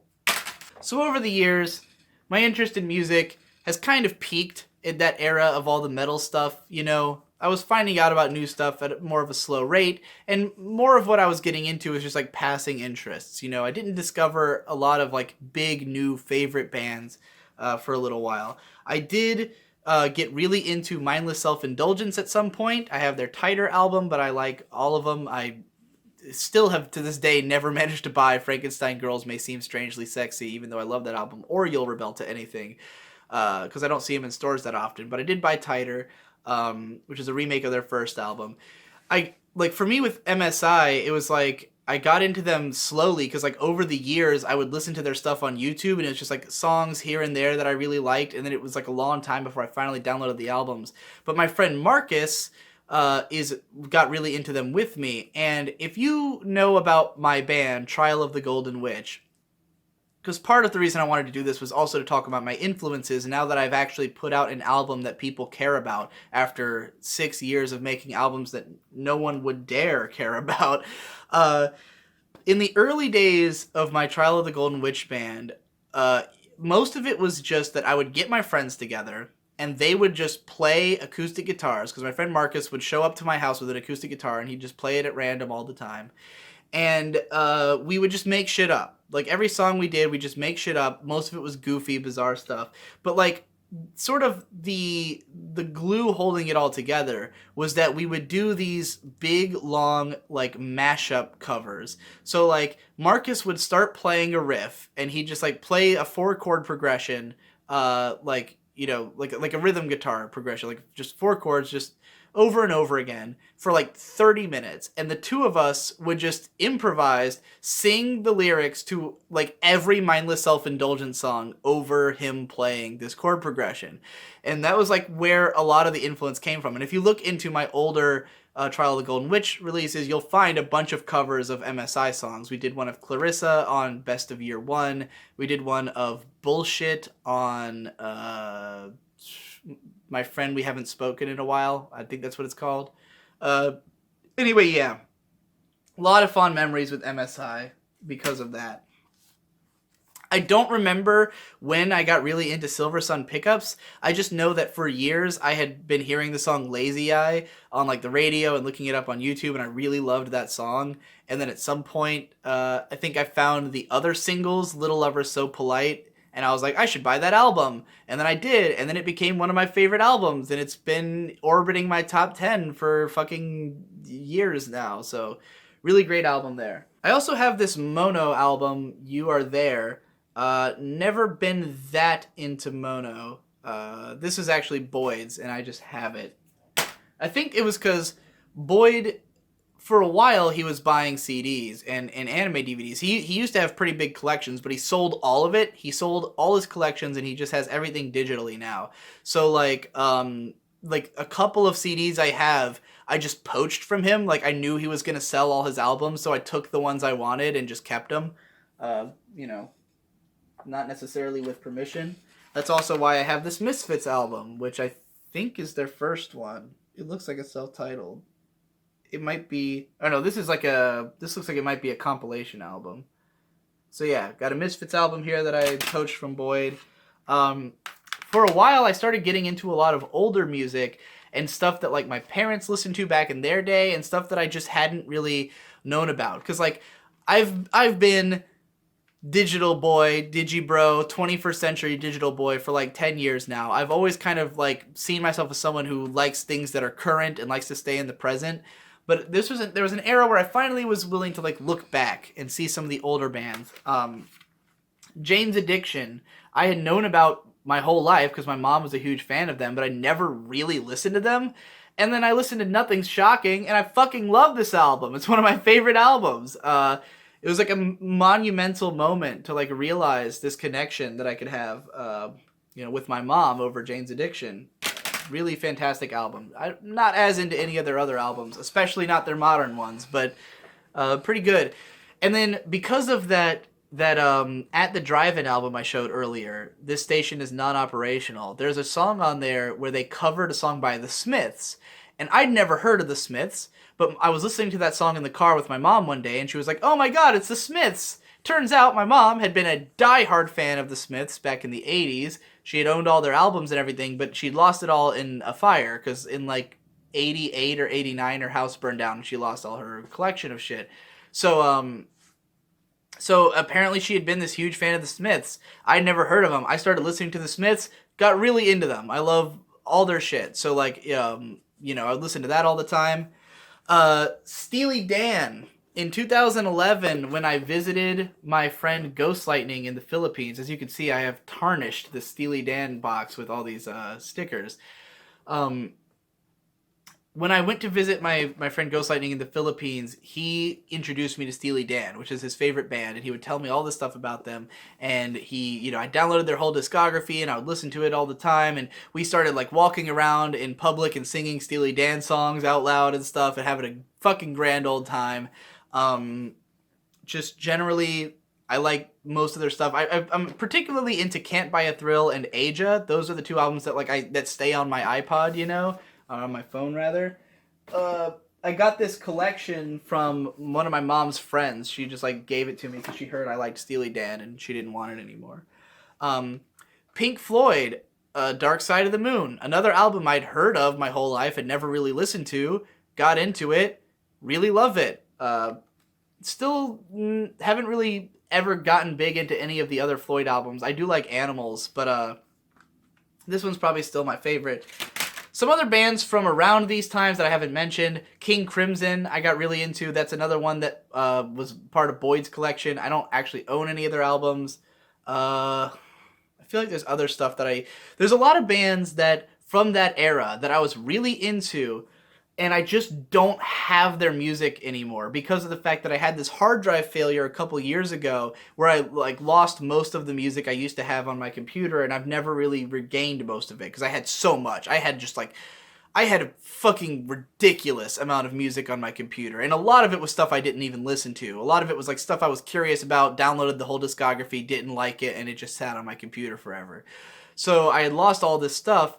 The only stuff I still had was everything that was on my phone at the time. So like, there's a massive amount of music that I'm sure I would still like, but I haven't really heard it in a few years because I just don't have it anywhere. So then as we get into the 2010s, I actually had this sort of chain of finding out about bands through live shows. Because I've always been someone who goes to a lot of concerts, because I want to see all these bands that I care about so much, and I tend to show up way early. I always want to see the whole thing. I want to get my money's worth out of going to these shows. And so I'd find out about a lot of bands through, like, opening acts. And if I knew what the opening acts were going to be before I saw the show, then I would check them out before the time of the show. So, one time, Coheed and Cambria was finally coming around here. At this point, they just put out their 5th album, which I didn't like as much, and honestly, their live show was not that great. They're very inconsistent in their live shows, but I was looking into the bands that were opening for them, because it was Coheed and Cambria with Circa Survive, and I got into their album Blue Sky Noise, which is a pretty good album. Don't really like any of their other stuff, but Circa Survive is the same singer as The Sound of Animals Fighting, so I kind of knew about them already. But a band I'd never even heard of that was opening for this show was The Deer Hunter. And I looked into them, and I found a bunch of songs I liked, and I put together like this mix CD of my favorite songs by them, would listen to it all the time, saw them live, it was great, and then, not too long after that, I got really into them, bought all 3 of their ACT albums, and Acts 2 and 3 are particularly great. Act 2 is probably one of my favorite albums, but they're all 3 ACT albums are really solid. They later would put out, like not too long after I got into them, they started up this Color Spectrum EP collection, where they made 8 EPs that were 4 songs each, that each had represented one color of the spectrum, including white and black. So maybe it was 9 EPs. But anyways, the color spectrum EPs were coming out, and they started touring for that. But they were with, I mean, they're pretty small band. Obviously, they were an opening act for Coheed and Circa. So they were also an opening act for a band called Manchester Orchestra, who I'd never heard of. So I start looking into them. I found myself liking some of their songs, really liked their live show, and then not long after that show, Manchester Orchestra pretty much became one of my favorite bands. And the worst thing about this chain is that I always end up getting really into the band after seeing them live. So like, it's like when I actually saw them, I wouldn't have appreciated it as much as I would now. And in this chain, each band released an album I didn't like as much before their next tour. So like Coheed had just released You're the Black Rainbow, which I wasn't that into. And then the Color Spectrum EPs I wasn't as into as the 3-act albums. And they only played like probably 8 songs because they were an opening act. So it was a lot of Color Spectrum stuff. And then Manchester Orchestra, their 4th album, I didn't like at all. So if they were to tour again, then I would just be reliving the drama all over again. But the 2nd and 3rd albums by them are both in my top 10. Mean Everything to Nothing and Simple Math are both in my top 10. And through this progression, like, the Deer Hunter is pretty similar to Coheed and Cambria in that they write these like big sort of epic narrative albums, these 80-minute concept albums telling a story with like lots of different instrumentation. They're a little bit more experimental than Coheed, and they involve a lot of this like vaudeville sound, like this like Baroque and vaudeville kind of things, and they're really cool. I like them a lot. They have a lot of heart. Manchester Orchestra is a lot more straightforward. It's more of just like an indie rock band, but one with like a very powerful sound. They tend to kick things up a notch and go into like their sound's not really heavy, but it's got a lot of like muscle to it, and I really like that about them. And just this album and the next one are favorites of mine. You'll see them again when I get out my LPs. But yeah, I was really way into this, and I still am. Still one of my favorites. A band that I found out about just because I was hearing about how influential they are on the internet, Slint with the album Spiderland. This is a really creepy, disturbing, like grunge rock / post-rock proggy kind of thing from the early 90s, a little bit beyond classification. Nothing else really sounds like this album. But I got into these guys because I was reading the book House of Leaves, pictured right here, which is my favorite book of all time and one of my favorite things of all time. And it's a really like sort of unsettling horror themed book. And I listened to this album like over and over again the whole time I was reading it. It was really cool. And then around this time is also when I discovered what for years was my favorite band, which is Shinsei Kamate-chan. This is a band who I first discovered because they performed the opening theme for the anime series Denpa Onna to Seishun Otoko, which is a show I didn't even watch. I didn't even finish the first episode of it because I didn't like it. But the opening theme was utterly captivating and beautiful and perfect. It was a show from Studio Shaft, and I believe Akiyuki Shinbo was credited on it. This was like before people realized that Shinbo was not really directing most of the Shaft shows, that he was chief director for a lot of them, which basically means he oversees the studio, but it wasn't necessarily like directly having his hand in directing a lot of these shows. And I think this was one of those cases, but like in any case, I discovered the band through that, and I immediately was like searching for more of their music, and everything I found was these crazy, insane demos. Because the thing about Shinsei Kamate-chan is that they were signed to a major label, miraculously somehow, but they would release all of their songs online as the demo versions. Like the lead singer and songwriter Noko would just like he had like a YouTube channel, and he'd just post all the songs. So like you can find all the songs from their first 3 albums online pretty easily, or at least like the vast majority of them, but they're all in like these crazy intense demos that are like unmastered and unfiltered and bizarre. And I mean, even the albums themselves are pretty fucking out there. Their sound was just over the top insanity. And like the thing about Shinsei Kamate-chan is that they're basically just like a pop rock band. Like their songs are very Beatles influenced. Like the structures of them are very simple. It's usually like a four chord progression of a guitar, but it's everything they put on top of it that makes it insane. Where they have a keyboardist who's always playing these like ridiculous arpeggios and just like super loud, insane sounds. The vocalist will put these like multi-track vocals over everything that are going like over like the whole song. He's screaming into these voice morphers. Half the songs, when I first discovered them, I was like, oh, they have two vocalists, a man and a woman. But it's not. It's just the lead singer screaming into a voice changer that makes him sound like a woman. Their first 4 albums are all among my favorite albums of all time, especially their second one, Suman Ne. Don't like their last 2 at all, and they have like a new like mini album. Don't like that one either. Their sound has kind of gotten more, not necessarily radio friendly. It's still like out there and experimental, but it's more cleaned up and less like unhinged and crazy.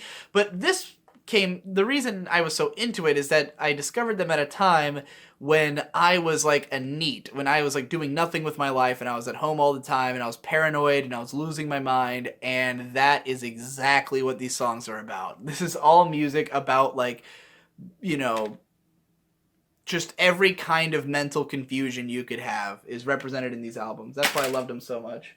And I don't really feel that way anymore, so it's a lot harder to relate to. So alright, now we're finally about to branch into the next really big evolution in my musical taste, which is the Fantano era. This is where I discovered the internet's busiest music nerd, Anthony Fantano, and I'll get into how this happened exactly. So it's like really early into 2013.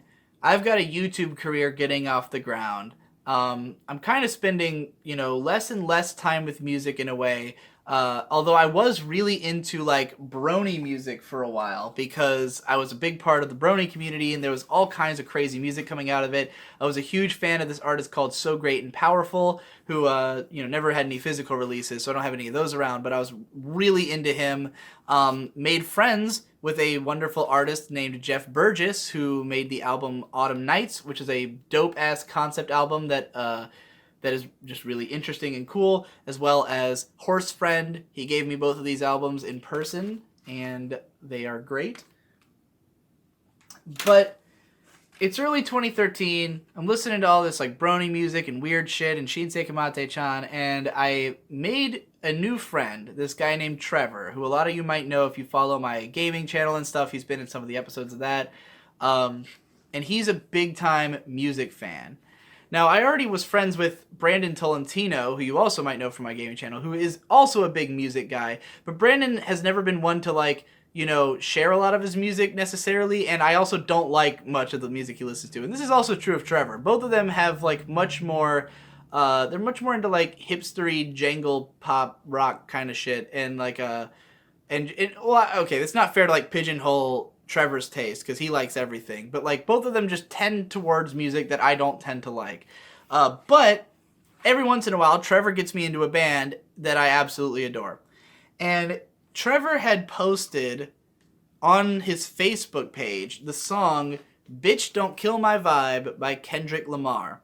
Now remember, up until this point, I've mostly been big into like indie prog and metal and all this like experimental shit. I've just been into like this whole out there category of music, and I haven't really been exploring other genres in a big way. And so even though I did grow up listening to like some hip hop and I did have some experience with it, and I always thought like if I tried to get into the genre I could, but I didn't really know where to start. Bitch Don't Kill My Vibe was more or less my beginning of getting into rap music in a big way, because it was just such a like trippy and interesting and cool and chilled out song that I was immediately drawn to it. And like I heard it, I listened to it, I was like, that was really cool. And then I listened to it again, and then I listened to it all day, and then like, I start looking into who Kendrick Lamar is and finding more of his songs, and then I found like Backseat Freestyle, which is this like ignorant ass song, and I was like, this is nothing like what I expected. But then I find out that this is a concept album and that song's part of the story because it was supposed to be a song that he would have written when he was 17, and I just get way into it, and I end up listening to this whole album and falling in love with it.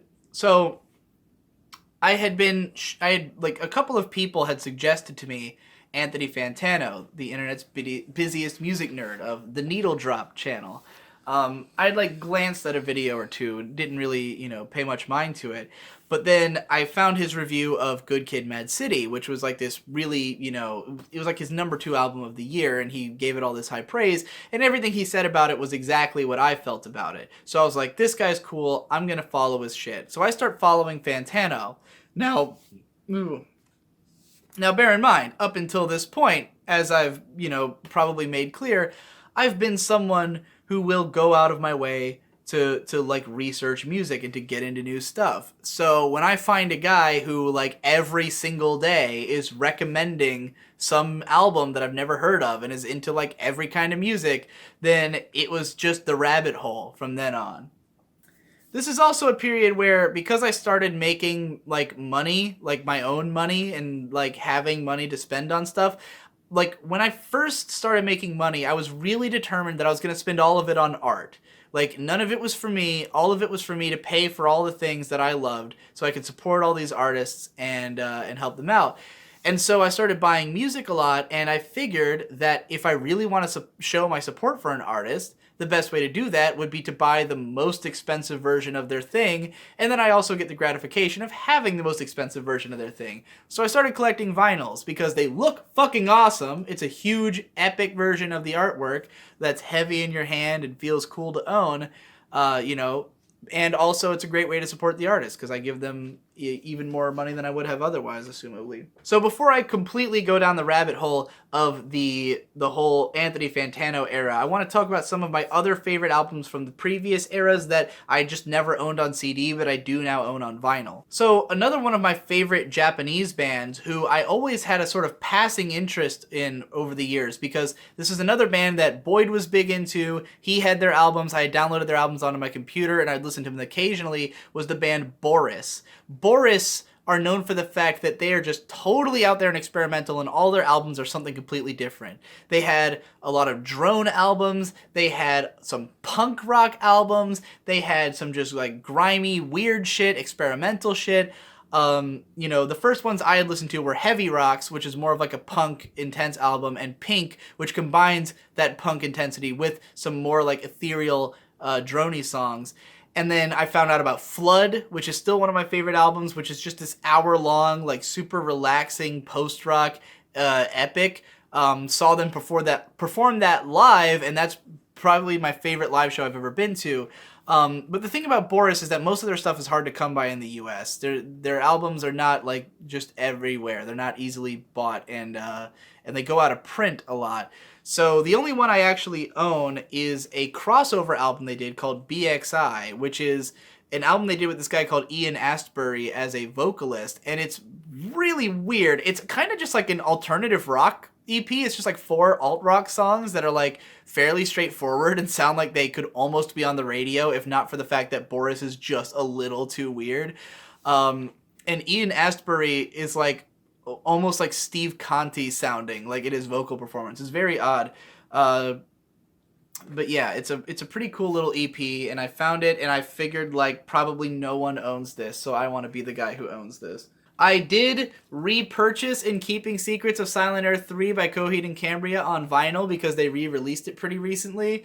See, a lot of these bands that I was into back in the day, in the throughout the 2000s, before the 2010s, vinyl was not being made because everyone just saw it as like a dated thing. Why would you want it? Usually when stuff came out on vinyl, it was like special edition limited copies. Like for instance, Francis the Mute by the Mars Volta. There was a vinyl version that had the actual song called Francis the Mute on it because that song didn't make it onto the album. But like, I didn't have anything to play it on, so I never bought it, even though I did find it one time. And like, bands might have, like Agalach had some EPs that were vinyl only with like only 500 pressings and stuff like that, which are pretty great. But yeah, like there wasn't a lot of like albums just coming out on both vinyl and CD. It was usually just a CD because nobody bought vinyl. And then vinyl kind of came back into fashion in the last like 5 5 or 6 years. So suddenly now everyone puts out a vinyl version. So like with the first 4 Coheed albums, vinyl was not in. They just didn't sell them. But then they re-released IKSOSC3. So I bought that just because I love the album and I love the artwork and I wanted to own it. I wanted to own a Coheed vinyl. And Plastic Beach, the third Gorillaz album, which came out in 2010. Pretty great album. Was probably my least favorite of their 3. However, and I mean, I've never really listened to their 4th one because just for whatever reason, I never found the time to like give it a shot. But when Plastic Beach came out, I didn't like it as much, but because I've heard the first 2 so many times that they sound like white noise to me now, this one is a lot easier to return to and still, like, feel something. Moving into a little bit more recent era, another artist who I got into because Trevor just happened to post one of their songs on Facebook was Sufjan Stevens. He had posted the song Impossible Soul, which is a 25-minute track that closes out this already 80-minute album, or it's 80 minutes after that one, I think. This is a massive album, and I just absolutely loved the level of like experimentation and weirdness and the density of all the different sounds on this thing. I like Sufjan's other stuff. I like Illinois. I don't as much enjoy like his more simple folk stuff. I like his more weird out there experimental stuff. But this is the only album that I've like consistently loved from start to finish and like consider a favorite. So that's why I bought that one. Manchester Orchestra on their website had like each of their albums on vinyl for like $16 a piece or something, and they had a 3-pack, so I bought all 3 of them. Simple Math, their 3rd album, one of my top 10 favorite albums. Mean Everything to Nothing, I already had it on CD, bought it again on vinyl because it's one of my top 10 favorite albums. And their first album, I'm Like a Virgin Losing a Child, which is not as good as their second or third. It very much feels like a newbie effort from like some very young band members, but it's still pretty cool. It's got some interesting tracks on it. You can tell it's very influenced by like Neutral Milk Hotel and shit like that. Carnivus by Silver Sun Pickups. I bought it again on vinyl because it's just so fucking beautiful. It's probably my favorite album cover, so I just wanted to have it in big size. And then some bands I haven't actually talked about yet that I got into at some point in like the early 2010s. Flogging Molly with Drunken Lullabies. I don't really like any of their other albums, but this one's consistently great from start to finish. Really fun. Mixture of punk rock and Irish folk music. It's really fucking cool. And Andrew W.K., the master of party, the craziest, partiest motherfucker in the entire world. This guy just wants to party. He doesn't want to do anything else. This is just like a bunch of really fun, upbeat rock songs that are all about partying. That's all it is. It's the most like life-affirming, yeah, album of all time. And while I'm bringing this up, I should also mention the band Maximum the Hormone, who similarly is a Japanese nu metal band that all their songs are just like fun rock anthem type stuff. I don't own any of their albums because they're hard to come by in the US, but Bui Iki Kaesu, which is their 3rd album, I think, this is one of my favorites of all time as well. So alright, let's get into the Fantano era. As I've mentioned already, getting into Fantano was mostly through Kendrick Lamar, through Good Kid, Mad City. This album came much later, but I got into rap music in a pretty big way as a result of that. In 2013, there was this spattering of really great rap albums that I kind of got into all at once. One was Acid Rap by Chance the Rapper. Unfortunately, it's never had a physical release, but it's one of my favorite albums of all time. I got huge into Good Kid, Mad City and Acid Rap at around the same time. There were some albums that I wasn't as into, but that some of my friends got big into because a lot of my friends also got really big into hip-hop at the same time. A$AP Ferg's Trap Lord was one that a lot of my friends were bumping all the time, and I really do love that album for at least half of its songs. Denzel Curry came out with Nostalgic 64, which about half of the album's really good. The other half, I don't give a fuck about. But there were a couple of bands that really sort of changed everything for me. The first one was Clipping. Their first album, Mid-City. Clipping is a band that combines harsh noise with rap. Now, there is actually an artist who I liked before this, who was probably the only rap artist that I've been listening to for all this time, and I don't own any of their albums, which is why I neglected to mention them. But they're called Dialect, which is spelled like Dalek.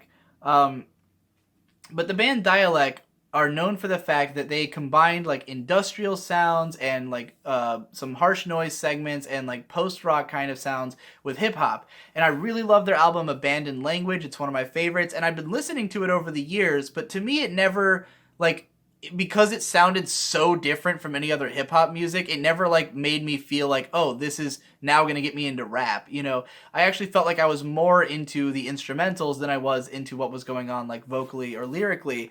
And for a long time, like, Dialect never really became as influential as they should have been, like, in spite of, you know, really, God, the camera looks like I'm slowing down.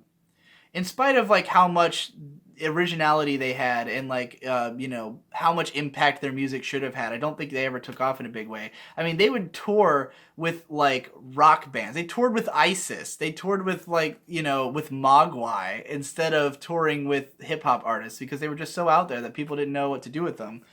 Clipping, and another band we'll talk about in a second, kind of brought this sound to the forefront. Clipping, you know, it was straight up just harsh noise and rap, and it was crazy and intense. And at first, I wasn't sure what to make of it.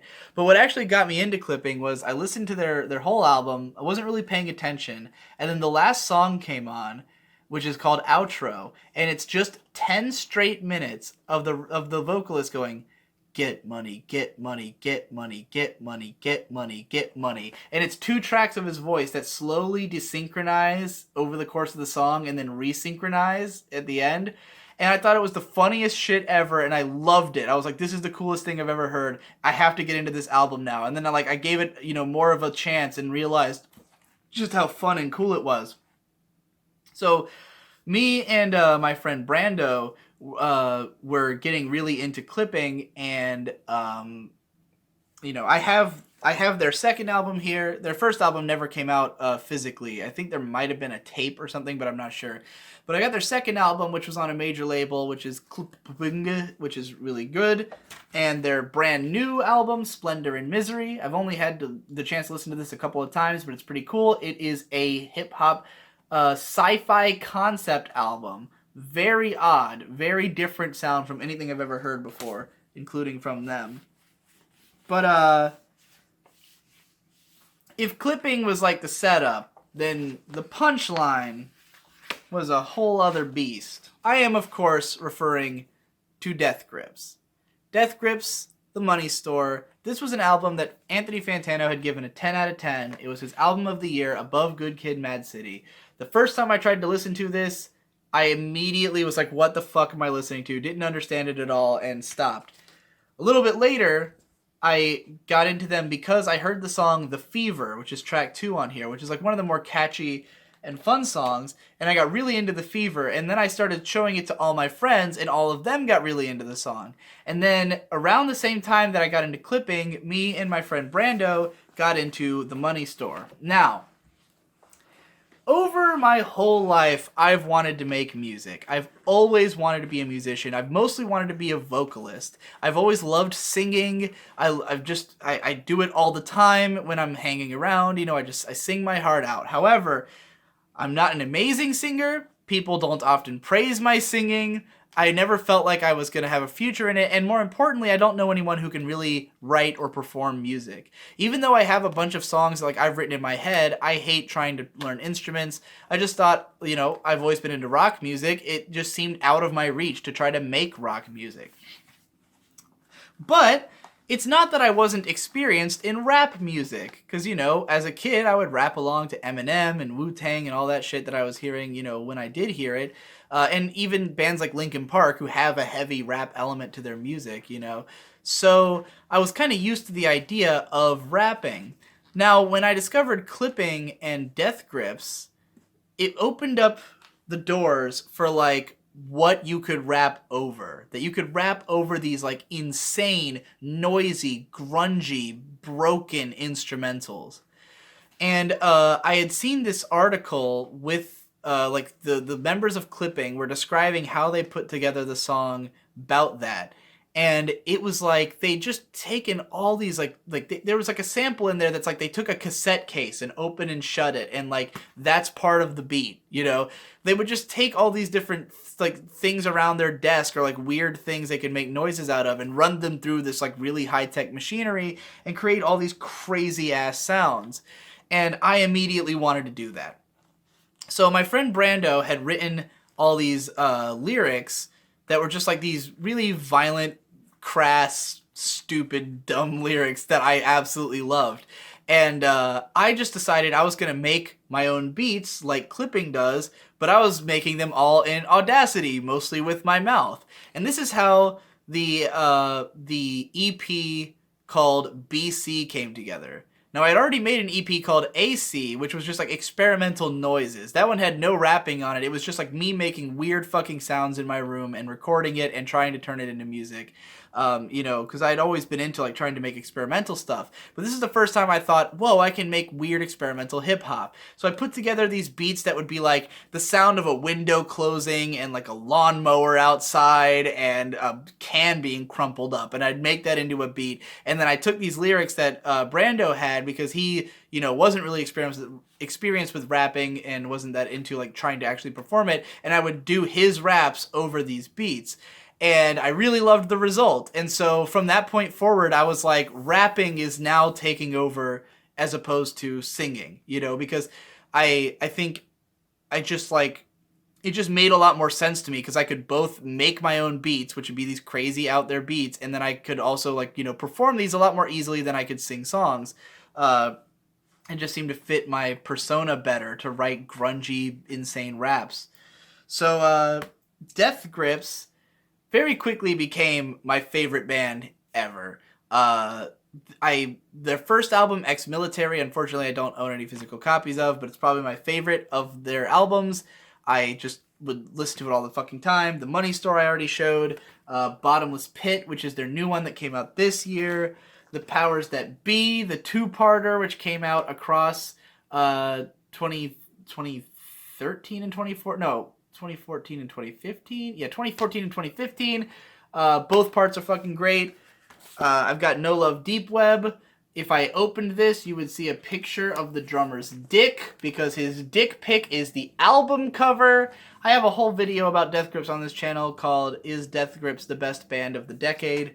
If you want to hear me talk about them more. But Death Grips was such a huge, important influence on me and really inspired me to like start, you know, looking for how can I make music out of weird things? How can I make videos that are bizarre and just unhinged and out there? And, you know, I got really into that kind of shit. I think BC was actually recorded before I got really into Death Grips. It was mostly inspired by Clipping. But then, like, going forward, everything I've done has had a heavy Death Grips influence. The CC mixtape is much more Death Grips influenced than BC was, in spite of being a little bit less harsh. But yeah, so that's the first really huge influence. And like all those rap albums that I've talked about, like all of them are pretty big influences on me. Chance the Rapper and Kendrick Lamar in particular. But like Death Grips is everything, and they're definitely still my favorite band to this day. So anyways, around this time, I'm just getting into like all kinds of crazy shit. Everything Fantano talks about, I have to give a shot. I remember this was, I think, the first LP I even bought, because it was the first great album that came out in 2014. The first album that I was like super into, and I think it was 2014. Was it 2013 or 2014? I want to say 2014. You know, I'd been following Fantano for a little bit, got into this album, really loved it, bought it immediately, which is the Silver Mount Zion with their album, what's this one called? Fuck Off, Get Free, We Pour Light on Everything. That's the name of the album. So, yeah, pretty cool post-rock album with a sort of... It's like post-rock, but with more of a emphasis on the rock and a little bit of, like, grungy, weird instrumentation. It's very cool. It's probably still my favorite, like, post-rock album. Um, from last year, Hop Along with their album Painted Shut. This is just fun indie rock music that I really like. Uh, Pom Pom by Ariel Pink. This came out towards the end of 2014. Was one of my favorite albums of that year. This is a really out there experimental pop album that all sounds like it was recorded in the 70s in a toilet. And it's great. It's just a really long album, and every song's totally different. My favorite album of last year, Clarence Clarity with No Now, an insane experimental R&B album that is just... I always describe it as, it sounds like you're living inside of a computer, and like it's all of the pop music and pop culture in the computer swirling into one thing, and that computer also has a virus and it's falling apart in front of your eyes. That's what this album sounds like.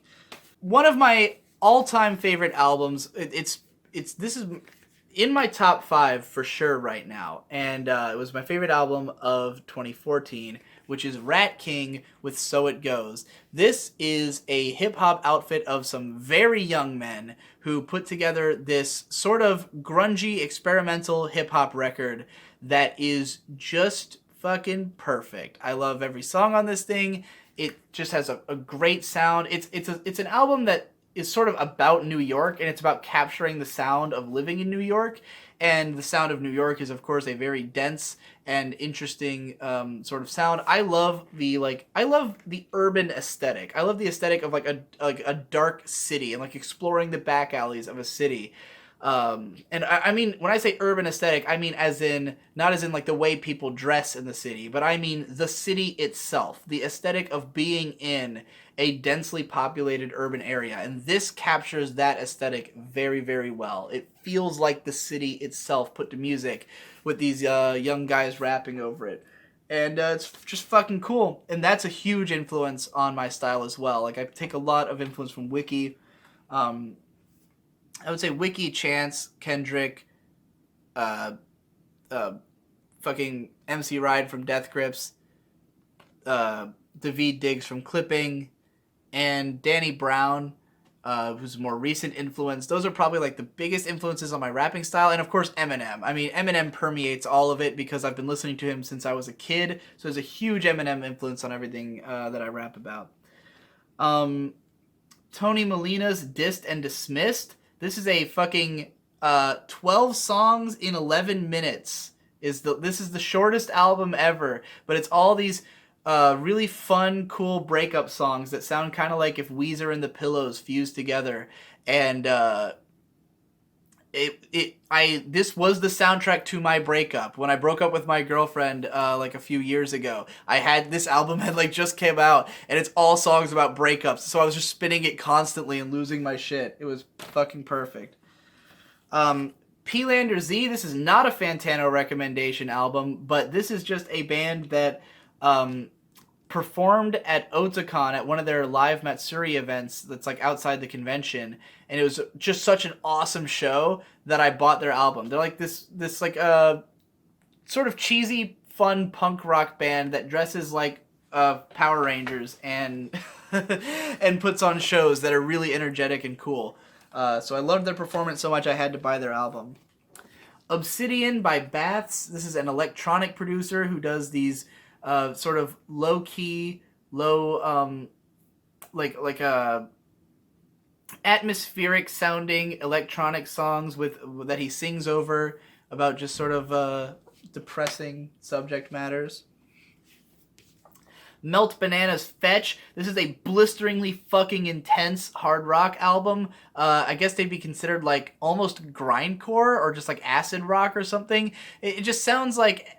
My mom heard this in the car once, and she thought that it was a 33 being played at 45, if you know what that means. Which is like, there's two different kinds of records. Those that rotate at 33 times per minute, and those that rotate at 45. If you play a 33 at 45, it sounds like it's chipmunked, essentially. And my mom thought that's what was going on in this album, because it's just so fast and crazy and intense. Really love it. Touche Amore with Is Survived By. This is a post-hardcore album that's very emotional, screamed vocals, but glistening guitars, sort of like a, not quite like At the Drive-In, but more like, I don't know. If you know what post-hardcore is, then you know what to expect. Father John Misty's album from last year, I Love You Honey Bear, which is a just folk album, I guess, like a folk pop, folk rock kind of thing. Each song sounds very different. They're all about love. It's all about this guy, Father John Misty, getting married and singing about his life at the time. Really pretty and cool. The Uncluded with Hokey Fright. This is the rapper Aesop Rock and the indie folk artist Kimya Dawson. Very odd combination that works super well. One of my favorite albums. It's like fucking almost, 16 songs? And they're all... There's a lot of variety, and every song has its own unique, very charming personality that I love. This is another Touche Amore album, To the Beat of a Dead Horse. It's their second album. I picked this up just because I was so surprised that I saw it in a record store that I had to buy it. I've only listened to it a couple times, so I don't really have much of an opinion on it. And lastly, what may very well be my favorite album of all time, Endless Fantasy by Anamanaguchi. This is a chiptune rock album. Almost, it sounds like power metal. It's just like a bunch of really fast, fun, upbeat, energetic songs that make you feel like you are the fucking prince of the cosmos. It's super video gamey. It's super, cheesy and fun and upbeat and lovable, and it's adorable, and I love it. It's fucking long. It's like 90 fucking minutes long. It's got 22 tracks on it. It's hard to get into because this album's so fucking long and so much of it sounds so similar that like the first couple times you hear it, you'll probably be like, I can't parse any meaning out of this. Though the songs Japan Air and Prom Night, which are the only two songs that have vocals on them and are probably my two favorite songs on the album, are a lot more accessible. But in any case, This album never gets old. Like, it's so long and so energetic and so fun that, like, I can always put it on and it'll always be great. And it's the ultimate long drive album. If you need to survive a long drive, this album will be your companion for at least 80 fucking minutes of it. It might be closer to 90 minutes. I don't remember if it's over 80 minutes or not. So that's all the stuff that I actually own. Here's a lithograph that's signed by the members of Clipping that I won in a store the other day. That's pretty fucking cool. There's lots of other albums that I really like that I just don't own physical copies of. Kanye West with his album My Beautiful Dark Twisted Fantasy. I made a whole video about how much I like that album. Oh, I totally skipped over some more of these CDs from the same era. Congratulations by MGMT. I got into this right around the time I discovered Fantano. This is one of my favorite albums as well. It's just like a psych rock, experimental, fun time. Every song on it is golden. I like their other albums too, but not as much as this one. This one's fucking fantastic. Lady Gaga's Art Pop.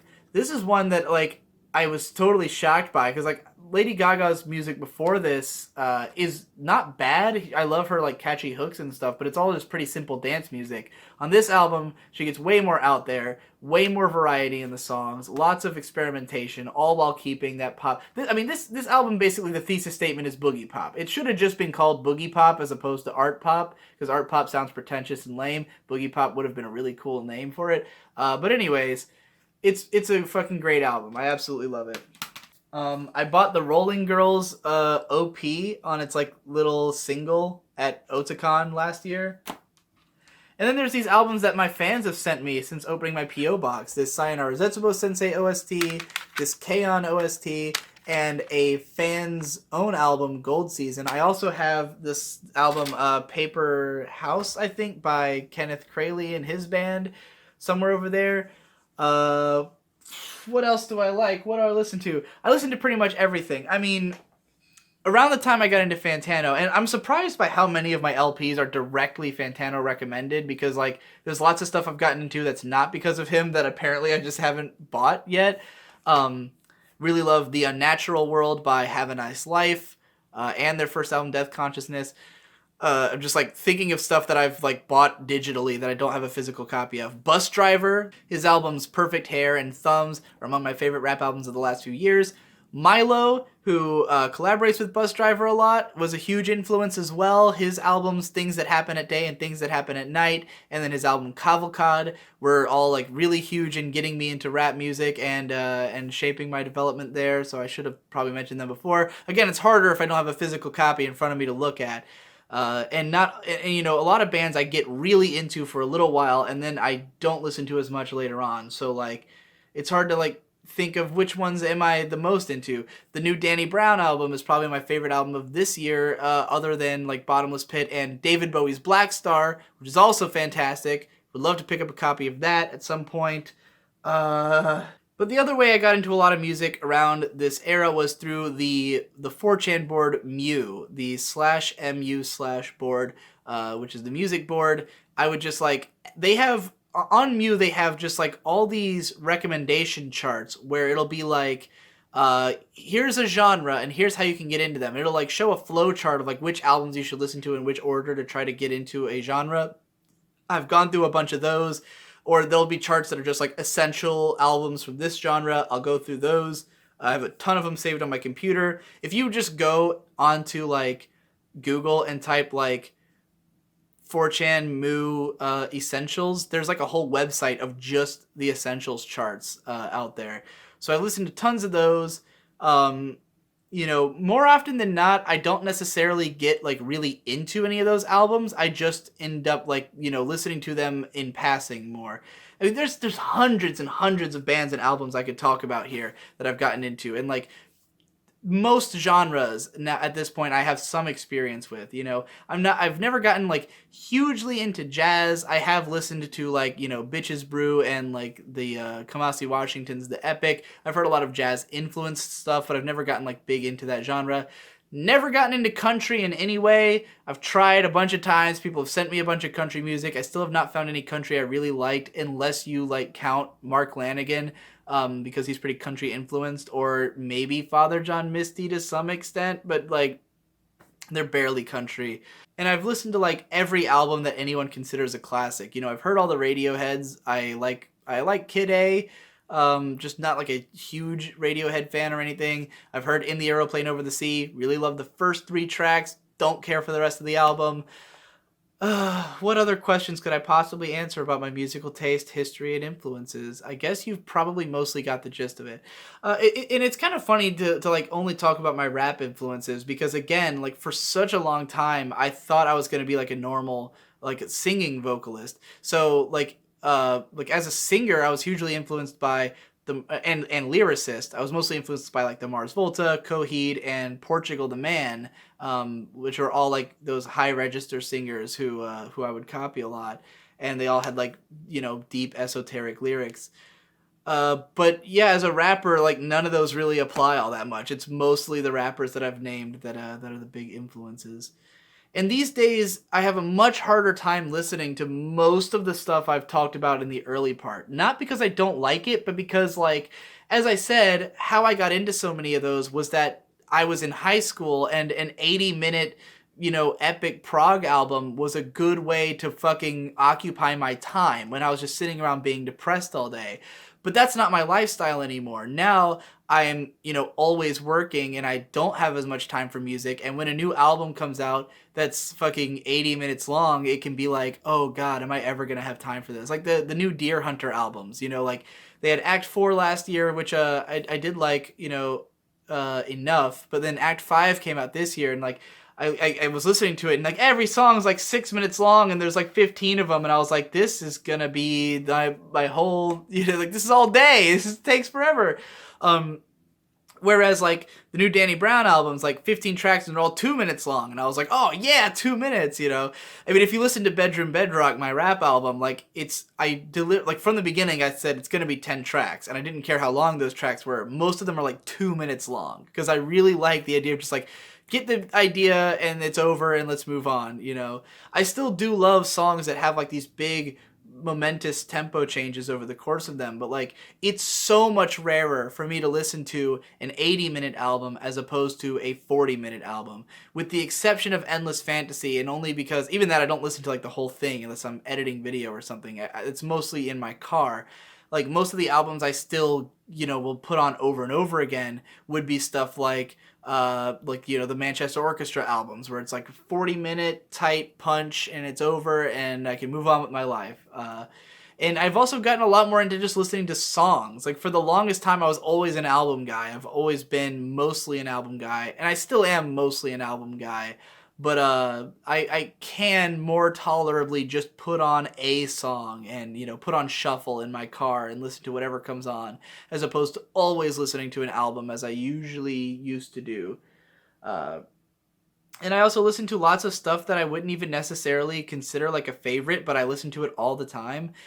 Sweet Trip is a band who, like, their albums Halika and uh, Velocity Design Comfort, like, neither one is necessarily one of my favorite albums, but because it's very easy to listen to, like when I'm editing and stuff, then I'll just put that on all the time.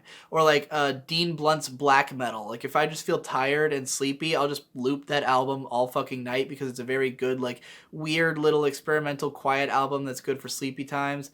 Some more albums I really love that didn't make this because of not owning physical. Black. I talked about them in a video before. Really love their albums, but I don't think there even exist physical copies. Whatever, I could go on like this all day. I'll try to find links to like some of my charts of my top 100. I need to redo my top 100 favorite albums chart, so I might just wait till I redo it and then add that to the description. Yeah, I could go on all day, and I'm probably gonna make more videos about music, more vlogs about music. I've been having fun with the ones I have done, and I have plans for more. So this was just a way to get all of the shit out there for anyone who's curious and who really wants that sort of, you know, whatever. This video is too fucking long. Have a nice day.